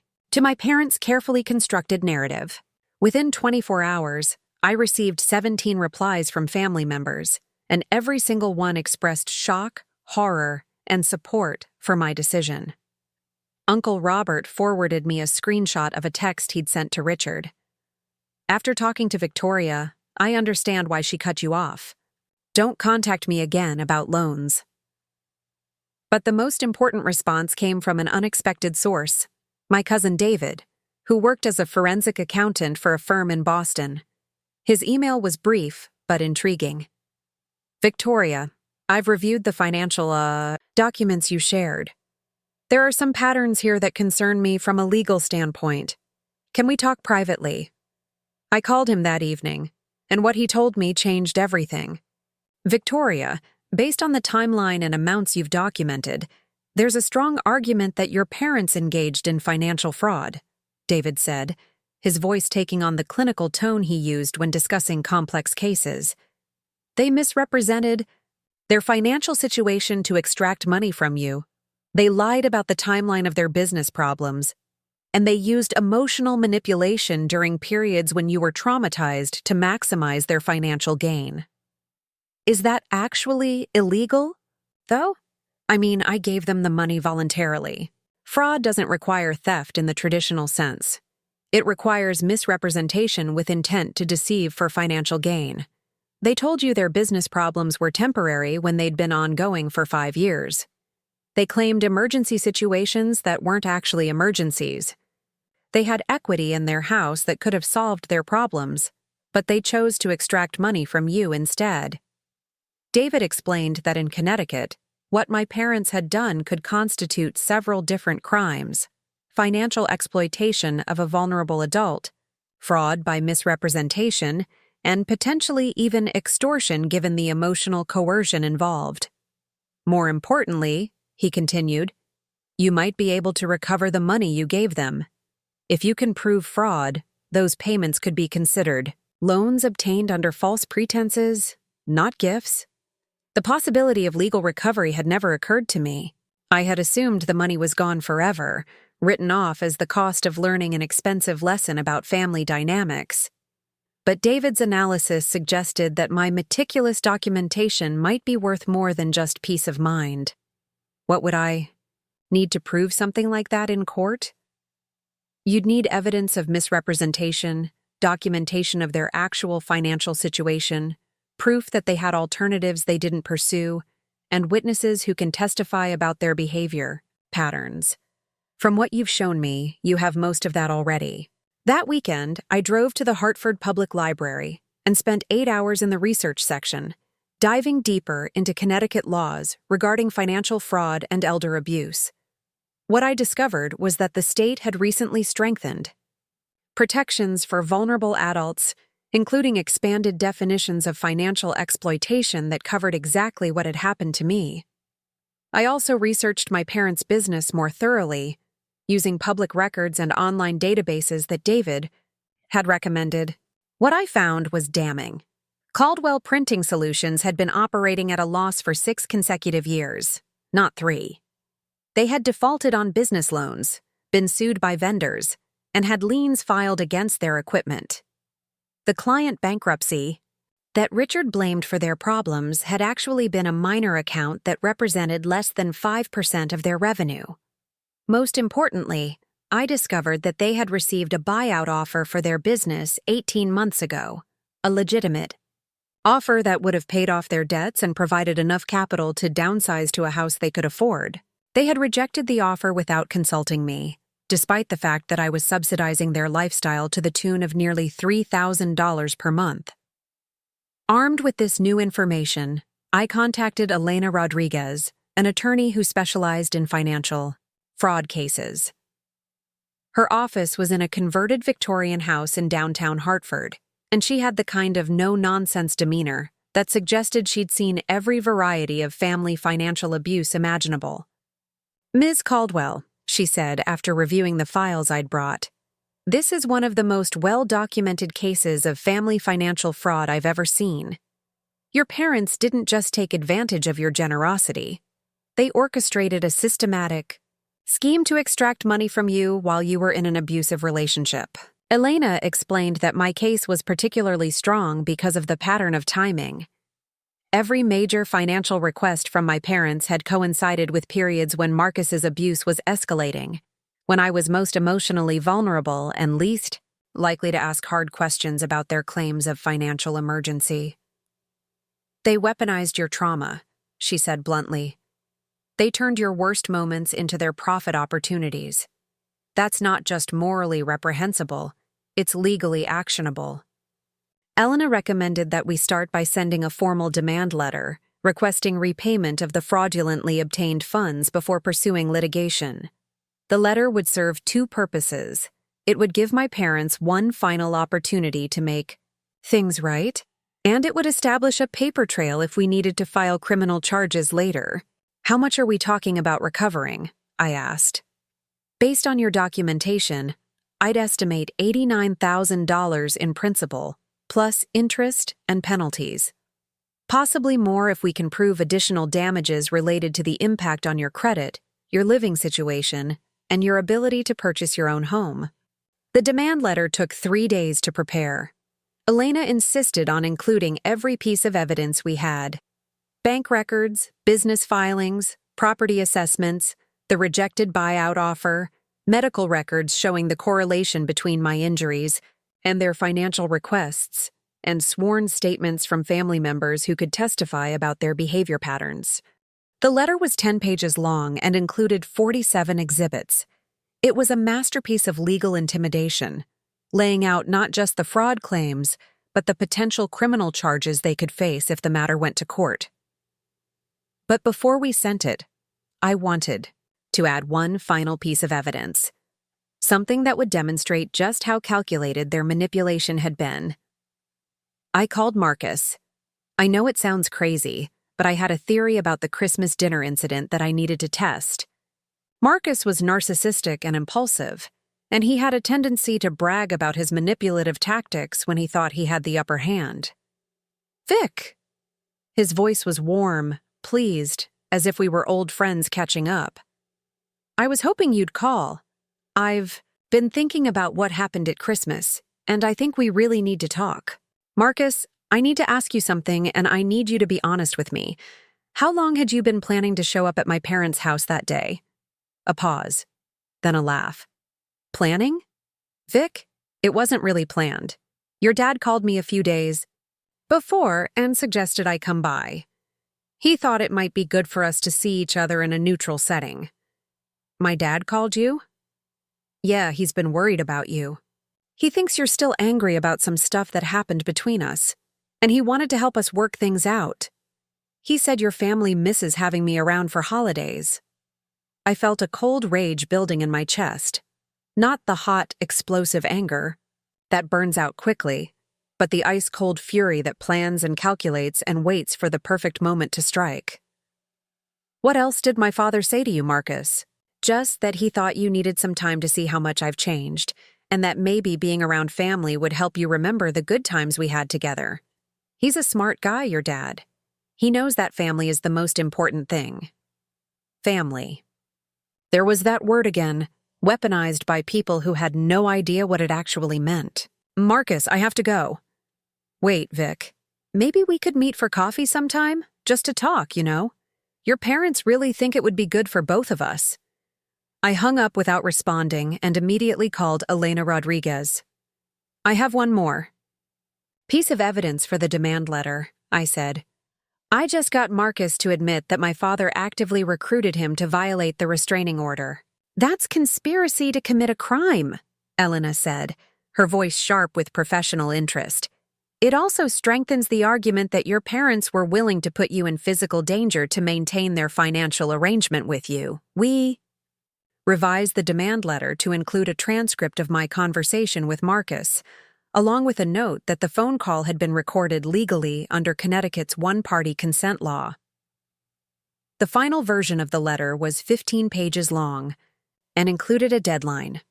My parents had 30 days to respond with either full repayment or a structured payment plan. If they failed to respond or refused to acknowledge their fraud, we would file both civil and criminal charges. "Are you sure you want to go this far?" Elena asked as we prepared to send the letter. "Once this goes out, there's no going back to family dinners and birthday cards. This will permanently alter your relationship with your parents."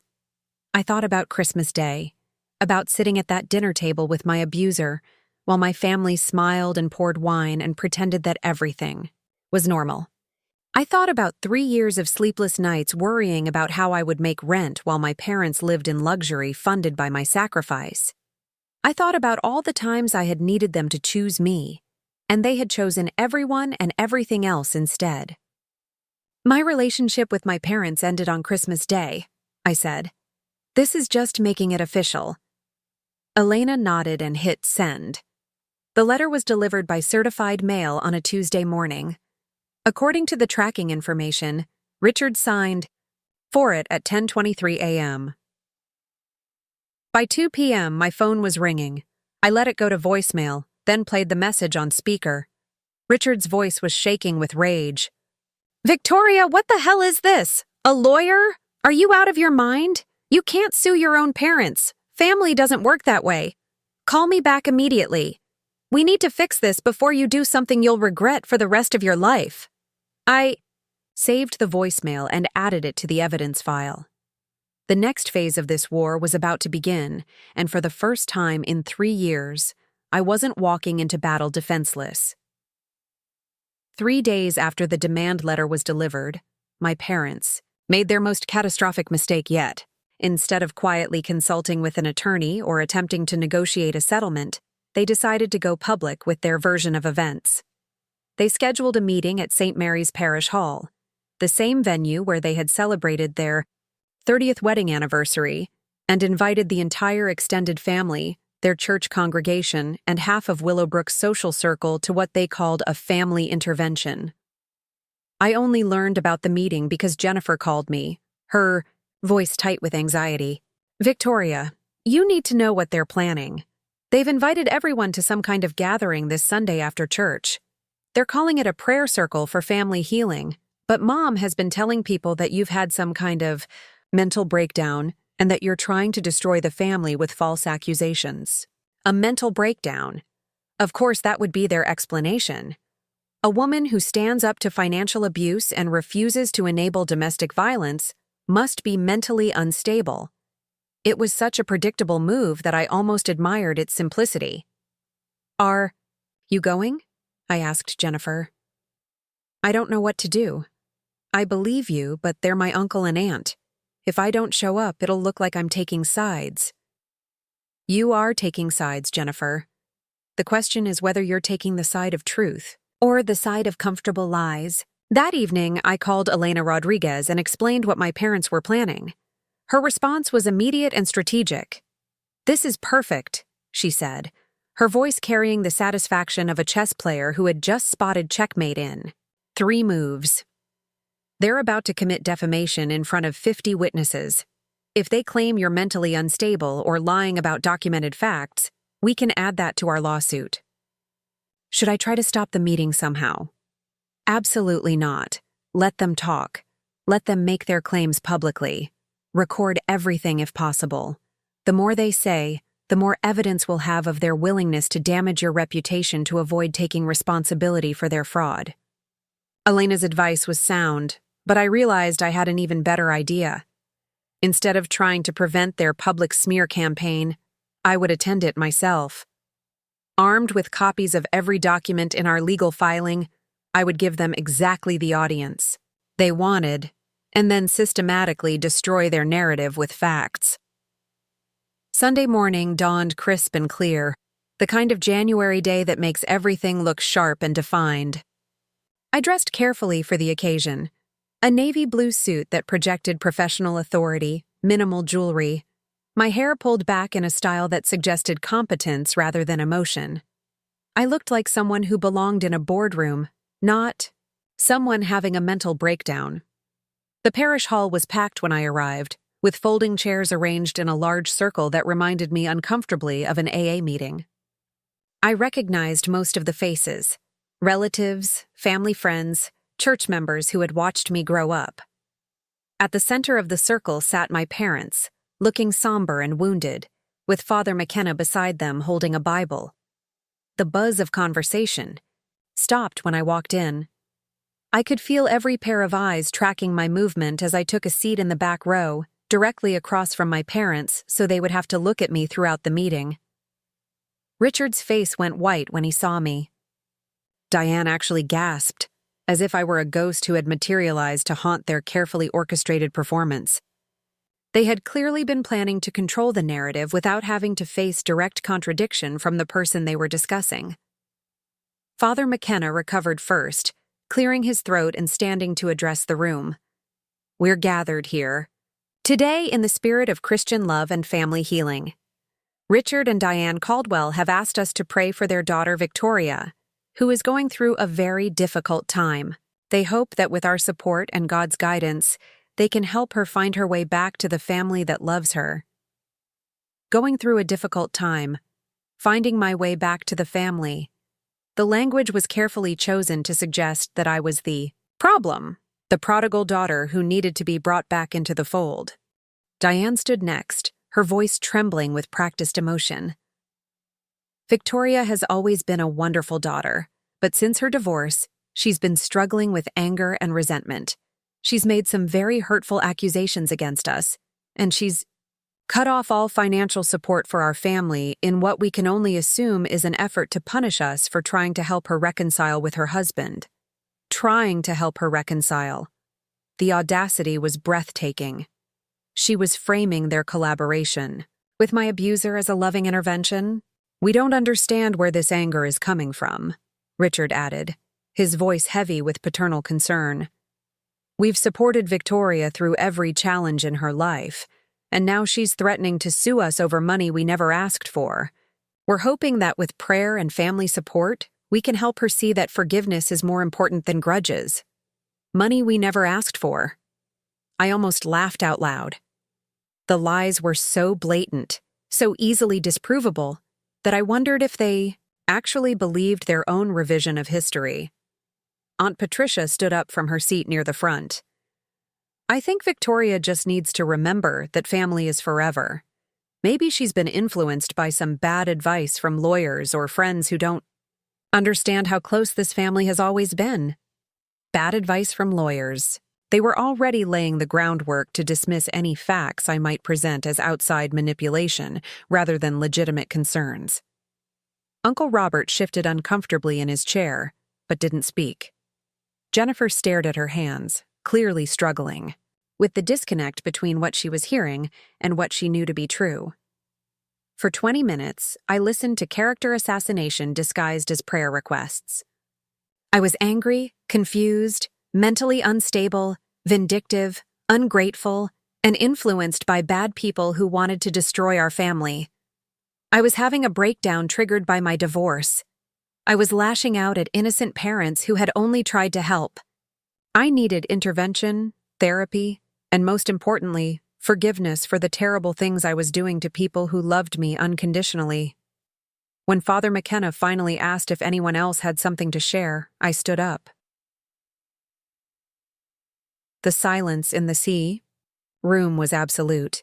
I could hear the heating system cycling on, the distant sound of traffic outside, the nervous shuffling of feet on the linoleum floor. Thank you all for coming today, I said, my voice carrying clearly through the room. I appreciate your concern for my family's situation, and I think it's important that you have accurate information about what's actually happening. I reached into my briefcase and pulled out a stack of photocopied documents. I have copies here of bank statements, business records, property assessments, medical records, police reports, and court documents. I'd like to share some facts with you, since my parents seem to have left out several important details in their version of events. Richard started to stand, but I continued speaking before he could interrupt. First, let's talk about the money they claim they never asked for. I held up a folder of bank statements. Over the past 3 years, I have paid $89,247 toward their mortgage, property taxes, insurance, and various emergency expenses. These payments were requested through phone calls, text messages, and emails, many of which I still have. Each request came with a promise of repayment that never materialized. I could see people shifting in their chairs, looking between me and my parents with growing confusion. Second, let's talk about their business situation. My father has told family members that Caldwell Printing Solutions hit financial trouble 3 years ago due to a client bankruptcy. However, public records show that the business has been operating at a loss for 6 consecutive years, and the client bankruptcy he referenced represented less than 5% of their annual revenue. Diane's face was flushed red now, and she was whispering something urgent to Father McKenna. Third, let's talk about the house they're supposedly in danger of losing. 847. Maple Ridge Drive is currently valued at $650,000, and they owe $380,000 on the mortgage. They have $270,000 in equity, enough to pay off all their debts and purchase a smaller home with cash. They also received a legitimate buyout offer for their business 18 months ago that would have solved their financial problems entirely. They rejected that offer without consulting the daughter who was subsidizing their lifestyle. The room was completely silent now. I could see understanding dawning on several faces as people realized they had been given a carefully edited version of the truth. But most importantly, I continued, my voice growing stronger, let's talk about Christmas Day. My parents have told you that I had some kind of breakdown over my divorce. What they haven't told you is that they invited my ex-husband to Christmas dinner, the same ex-husband who put me in the hospital 3 times, who gave me 3 broken ribs and a traumatic brain injury, who I have a restraining order against. When I refused to sit at the same table with my abuser, my father gave me an ultimatum: accept Marcus's presence or leave their house. Gasps echoed through the room. Jennifer was staring at my parents with horror. Even Father McKenna looked shocked. Have the medical records here if anyone would like to see them, I said, holding up another folder. I also have recordings of phone conversations where my father admits that he coordinated with Marcus to get me to that dinner, despite knowing about the restraining order. I looked directly at my parents for the first time since I'd started speaking. You've spent 3 years exploiting my trauma for financial gain. Every time Marcus hurt me badly enough that I came to you for support, you turned my crisis into your opportunity to extract more money. And when I finally got away from him, you tried to force me back into an abusive relationship to maintain your access to my bank account. The silence stretched on for what felt like hours. Then Uncle Robert stood up. Richard, he said, his voice heavy with disappointment. Is this true? Did you really invite Marcus to Christmas dinner knowing he had hurt Victoria? Richard's mouth opened and closed like a fish gasping for air. It's not. You don't understand. He's changed. And we thought. Did you coordinate with him to violate Victoria's restraining order? Uncle Robert pressed. The question hung in the air like smoke. Everyone in the room was staring at my parents, waiting for an answer that would either confirm or deny what I had just revealed. Diane broke first. We just wanted our family back together, she sobbed. Victoria was so angry, and Marcus seemed so sorry, and we thought if she could just see. The admission sent a ripple through the room. People were looking at each other with expressions of shock and disgust. The narrative had shifted completely. I was no longer the unstable daughter having a breakdown, but the victim of a systematic campaign of financial and emotional manipulation. Father McKenna stood up slowly, his face grave. I think, he said, carefully, this meeting needs to end. These are serious allegations that need to be addressed through proper channels, not in a prayer circle. As people began filing out of the room, I could hear fragments of whispered conversations. I can't believe they did that to her. 3 broken ribs. Restraining order? They've been lying to us for years. My parents sat in their chairs, surrounded by empty seats and scattered prayer books, looking smaller and more defeated than I had ever seen them. The public forum they had chosen to rehabilitate their image had instead exposed them as manipulative frauds who had exploited their daughter's trauma for financial gain. Jennifer approached me as I was packing up my documents. Victoria, I'm so sorry. I had no idea it was this bad. Most people didn't, I said. They've been very careful about controlling information and manipulating narratives. But now everyone knows the truth. As I walked out of the parish hall, I felt a weight lifting from my shoulders that I hadn't even realized I'd been carrying. For 3 years, I had been fighting this battle alone, isolated by shame and family loyalty, and the mistaken belief that blood relations deserved endless forgiveness regardless of their behavior. Now, finally, I had witnesses. I had allies. I had a community that understood what had really happened and why I had been forced to protect myself from people who were supposed to love and support me. The war wasn't over yet, but the battlefield had shifted dramatically in my favor. The fallout. from the parish hall meeting was immediate and devastating for my parents. By Monday morning, 3 families had called to cancel dinner plans with them. The Willowbrook Garden Club, where Diane had been a member for 15 years, asked her to step down from the organizing committee. Most damaging of all, someone from the meeting had contacted the Hartford Courant, and a reporter named Jessica Chen called me Tuesday afternoon, asking for an interview about financial elder abuse in affluent communities. "We've been investigating patterns of family financial fraud," Jessica explained. "Your case represents something we're seeing more often: adult children being exploited by parents who use emotional manipulation to extract money while maintaining expensive lifestyles they can't afford." I agreed to the interview, with Elena Rodriguez present to ensure I didn't say anything that could compromise our legal case. The article ran the following Sunday, front page of the local section, with the headline, "When Family Love Comes with a Price Tag, Local Woman's Fight Against Financial Manipulation." The story was devastating in its clinical objectivity. Jessica had interviewed financial experts, legal authorities, and family counselors about the psychological tactics used in financial abuse cases. She quoted extensively from our demand letter, with my parents' names changed, but enough identifying details that anyone in Willowbrook would recognize the situation.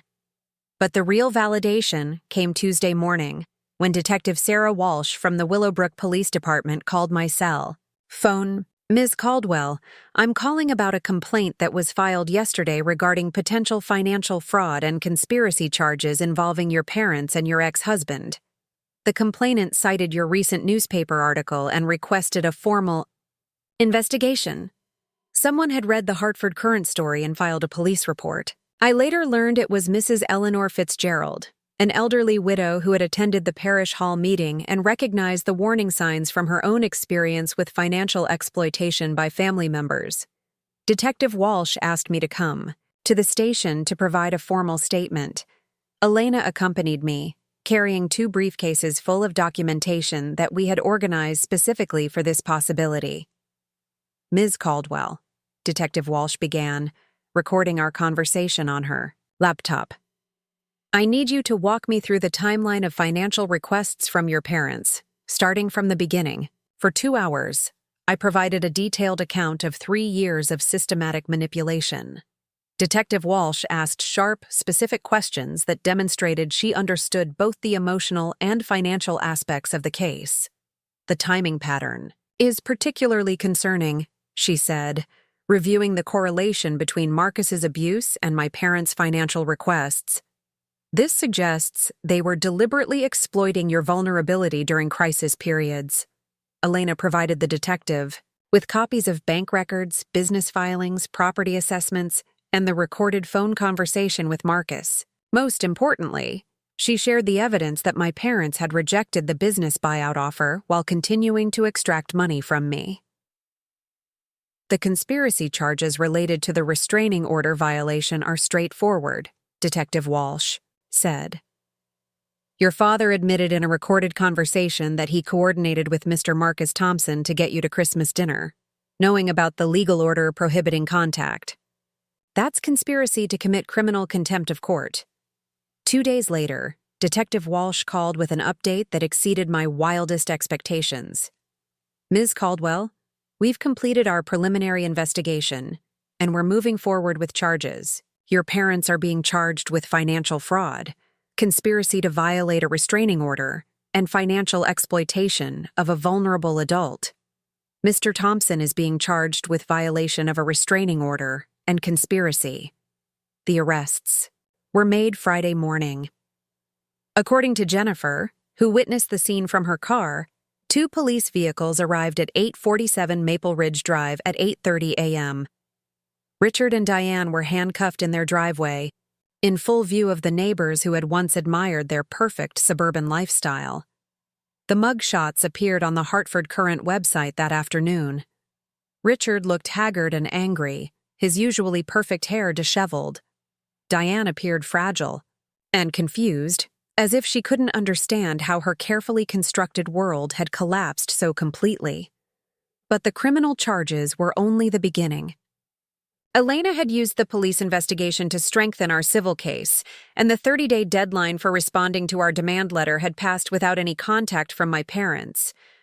"We're filing the civil lawsuit Monday morning," Elena informed me. "Financial fraud, conspiracy, intentional infliction of emotional distress, and conversion of assets.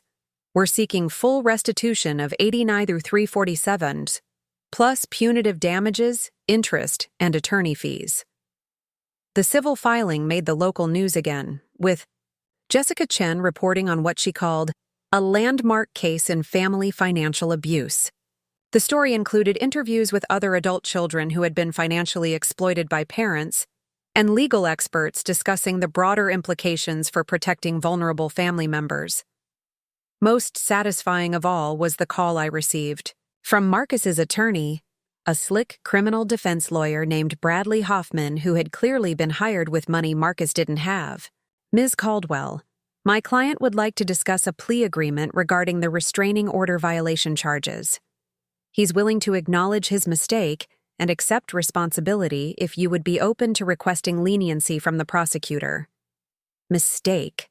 He was calling a coordinated conspiracy to violate a court order a mistake. "Mr. Hoffman, your client put me in the hospital 3 times during our marriage. He threatened to kill me if I tried to leave.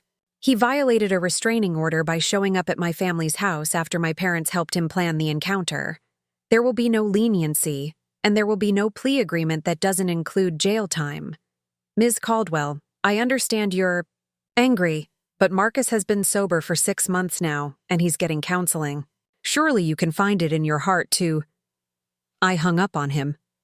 The validation from law enforcement was important, but the most meaningful support came from an unexpected source: the Connecticut Coalition Against Domestic Violence.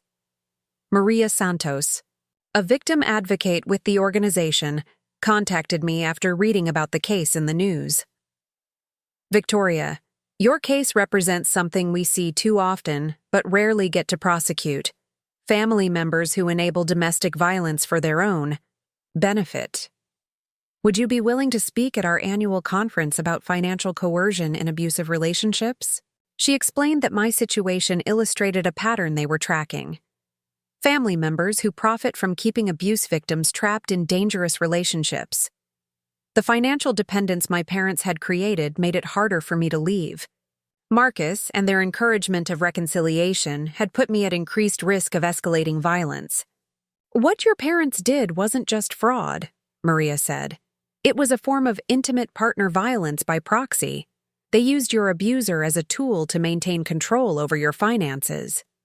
The conference was scheduled for March, giving me time to process everything that had happened and develop a presentation that could help other victims recognize and escape similar situations. 2 weeks after the arrests, Elena called with an update on the civil case. "Victoria, we've received a settlement offer from your parents' attorney. They're offering to pay $50,000 immediately and transfer ownership of a rental property they own in Stamford to cover the remaining balance." A rental property I hadn't known about. More evidence that their claims of financial desperation had been fabricated.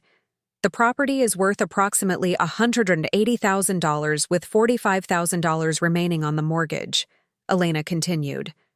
"If you accept the offer, you'd receive full restitution, plus a significant windfall from the property appreciation." "What about the criminal charges?" "Those proceed regardless of any civil settlement. Your parents can't buy their way out of the conspiracy and fraud charges." I thought about the offer for exactly 30 seconds before giving Elena my answer.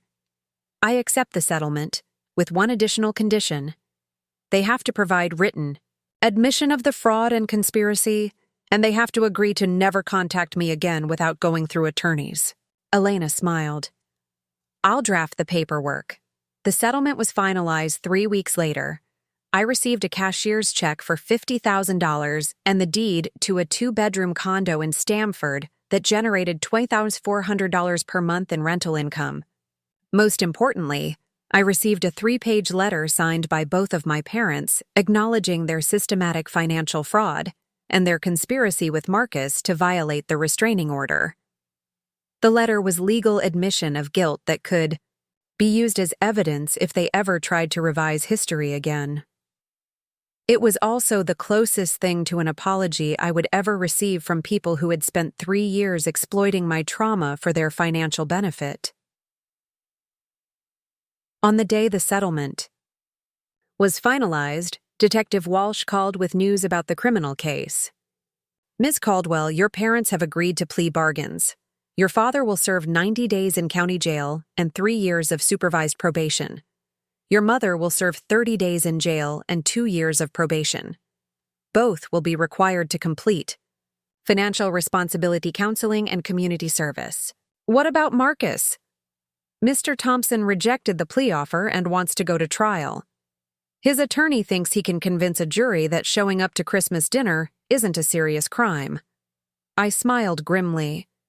Marcus had always been overconfident about his ability to charm people into overlooking his behavior. A jury trial would mean that all the evidence of his abuse would become public record, including the medical reports and police photographs he had tried so hard to keep buried. "Detective Walsh, when is the trial scheduled?" "April 15th. The prosecutor will need you to testify about the abuse history and the impact of the restraining order violation. I'll be there." As I hung up the phone, I realized that justice was, finally, completely, within reach. My parents were facing criminal consequences for their fraud and conspiracy. Marcus was going to trial for violating the restraining order. I had recovered every penny they had stolen from me, plus enough additional compensation to buy my own house. Most importantly, I had official validation from law enforcement, the courts, and victim advocacy organizations that what had happened to me was serious, criminal, and worth prosecuting. For the first time in 4 years, I was no longer a victim. I was a survivor who had fought back and won. 6 months after the settlement was finalized, I stood in the kitchen of my new house, a charming 1920s colonial in West Hartford that I had purchased with the money recovered from my parents' fraud. The morning light streamed through windows I had chosen, illuminating countertops I had selected, in a space that belonged entirely to me. The house was nothing like 847 Maple Ridge Drive, where my parents' home was all polished surfaces and designer perfection. Mine was warm and lived in, filled with furniture I had carefully chosen rather than inherited. The kitchen table was secondhand oak that I had refinished myself, surrounded by mismatched chairs that I loved because each one had a story. The walls were painted in colors that made me happy: sage green in the living room, warm yellow in the kitchen, deep blue in my bedroom that faced the back garden.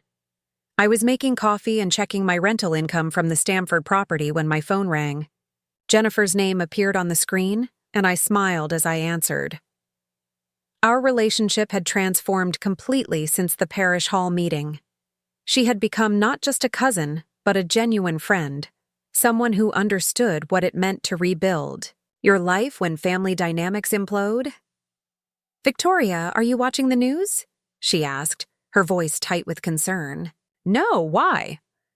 "Marcus's trial verdict just came in. He was convicted on all charges." I set down my coffee mug and felt a wave of satisfaction wash over me. Marcus had spent 4 months insisting he could convince a jury that showing up to Christmas dinner was innocent, that the restraining order was just a piece of paper, that I was being vindictive and unreasonable.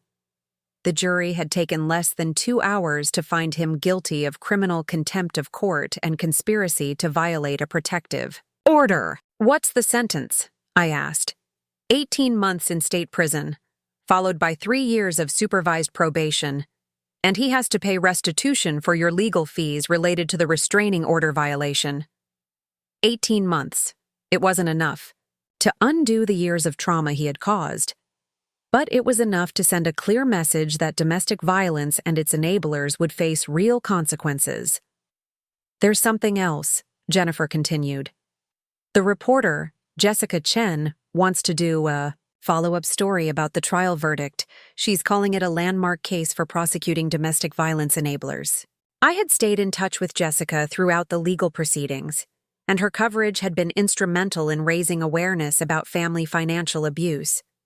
The original story had generated hundreds of responses from other victims who recognized their own experiences in my case. "I'll call her back," I said. "This story might help other people understand that they don't have to accept financial exploitation from family members."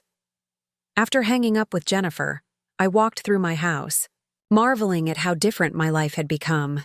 The rental income from the Stamford property covered my mortgage payments, meaning I was living essentially rent-free for the first time in my adult life. The settlement money had allowed me to establish an emergency fund, pay off my car, and even start saving for retirement. But the financial freedom was only part of the transformation. The deeper change was in how I understood myself and my worth. For years, I had believed that love required endless sacrifice, that family meant accepting abuse if it came wrapped in familiar bonds, that saying no to unreasonable demands made me selfish or ungrateful. Now I knew better. Real love doesn't require you to endanger yourself. Real family protects you rather than exploiting your vulnerabilities. Real relationships are built on mutual respect, not financial dependence and emotional manipulation. The doorbell rang, interrupting my thoughts. Through the front window, I could see a delivery truck and a young man holding a large floral arrangement. I opened the door to find an enormous bouquet of white roses and baby's breath, elegant and expensive. The card was from Elena Rodriguez. "Congratulations on the verdict. You fought back and won. Elena." I placed the flowers on my dining room table, where they looked perfect against the warm wood and afternoon light. Elena had become more than just my attorney over the past year. She had become a mentor and friend who had shown me that legal systems could work for victims when they had proper documentation and professional support.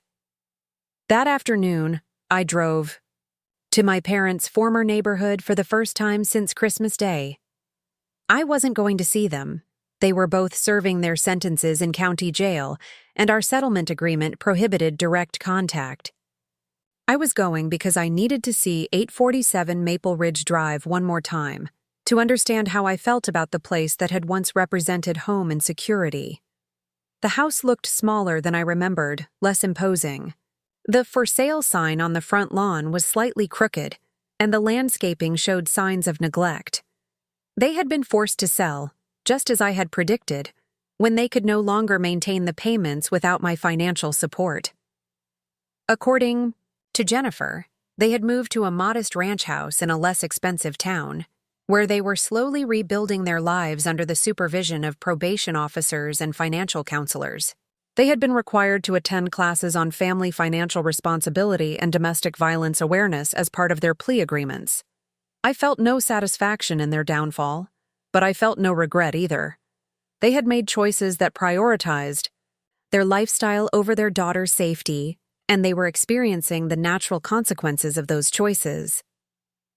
As I sat in my car looking at the house where I had spent my childhood, I realized that the little girl who had grown up there, the one who believed that love meant endless giving without receiving, that family loyalty required accepting any treatment, that her worth was measured by her usefulness to others, had died somewhere along the way.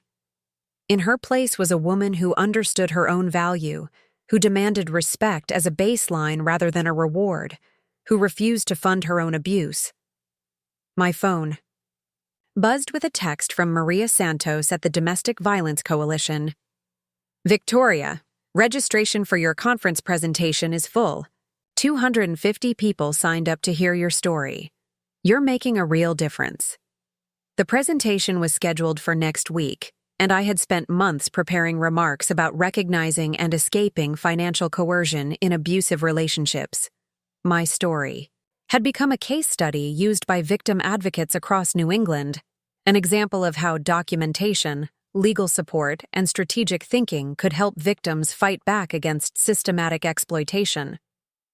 But more than the formal presentations, I was proud of the informal impact my case had created. Jennifer forwarded me emails regularly from women who had read about my situation and recognized their own experiences. Some had used my story to set boundaries with financially exploitative family members. Others had sought legal advice about recovering money taken through fraud. Several had left abusive relationships after understanding how financial dependence was being used to trap them. That evening, I hosted a small dinner party in my new home, something I had never been able to do when I was living paycheck to paycheck while funding my parents' lifestyle. Jennifer came, along with Uncle Robert and his wife, Elena Rodriguez and her husband, and Jessica Chen, who had become a friend through our work on domestic violence awareness. As we sat around my refinished oak table, sharing wine and stories, and laughter, I realized this was what family was supposed to feel like. Not perfect, not without conflict or challenge, but built on a foundation of mutual respect and genuine care for each other's well-being. "You know what I love most about this house?" Jennifer said, looking around the warm, imperfect, lived-in space. "It feels like you. Not like some magazine spread or status symbol, but like a real home where real people live real lives." Uncle Robert raised his glass. "To Victoria, for teaching all of us the difference between family loyalty and family exploitation." As we toasted, I caught my reflection in the window, a woman in her own home, surrounded by people who valued her for who she was rather than what she could provide, secure in the knowledge that she had fought for herself and won. Outside, snow was beginning to fall, the first real snow of the season. This time next year, I would host my own Christmas dinner in this house, with people who understood that love doesn't come with price tags and family doesn't require endless sacrifice. I had lost the family I was born into, but I had gained something infinitely more valuable: the knowledge that I deserved better, the skills to demand it, and the strength to build it for myself. Sometimes the greatest gift you can give yourself is the courage to walk away from people who mistake your kindness for weakness. And sometimes, fighting back isn't about revenge, it's about refusing to let other people's choices define your worth. I was finally home. Up next, you've got 2 more standout stories right on your screen. If this one hit the mark, you won't want to pass these up. Just click and check them out.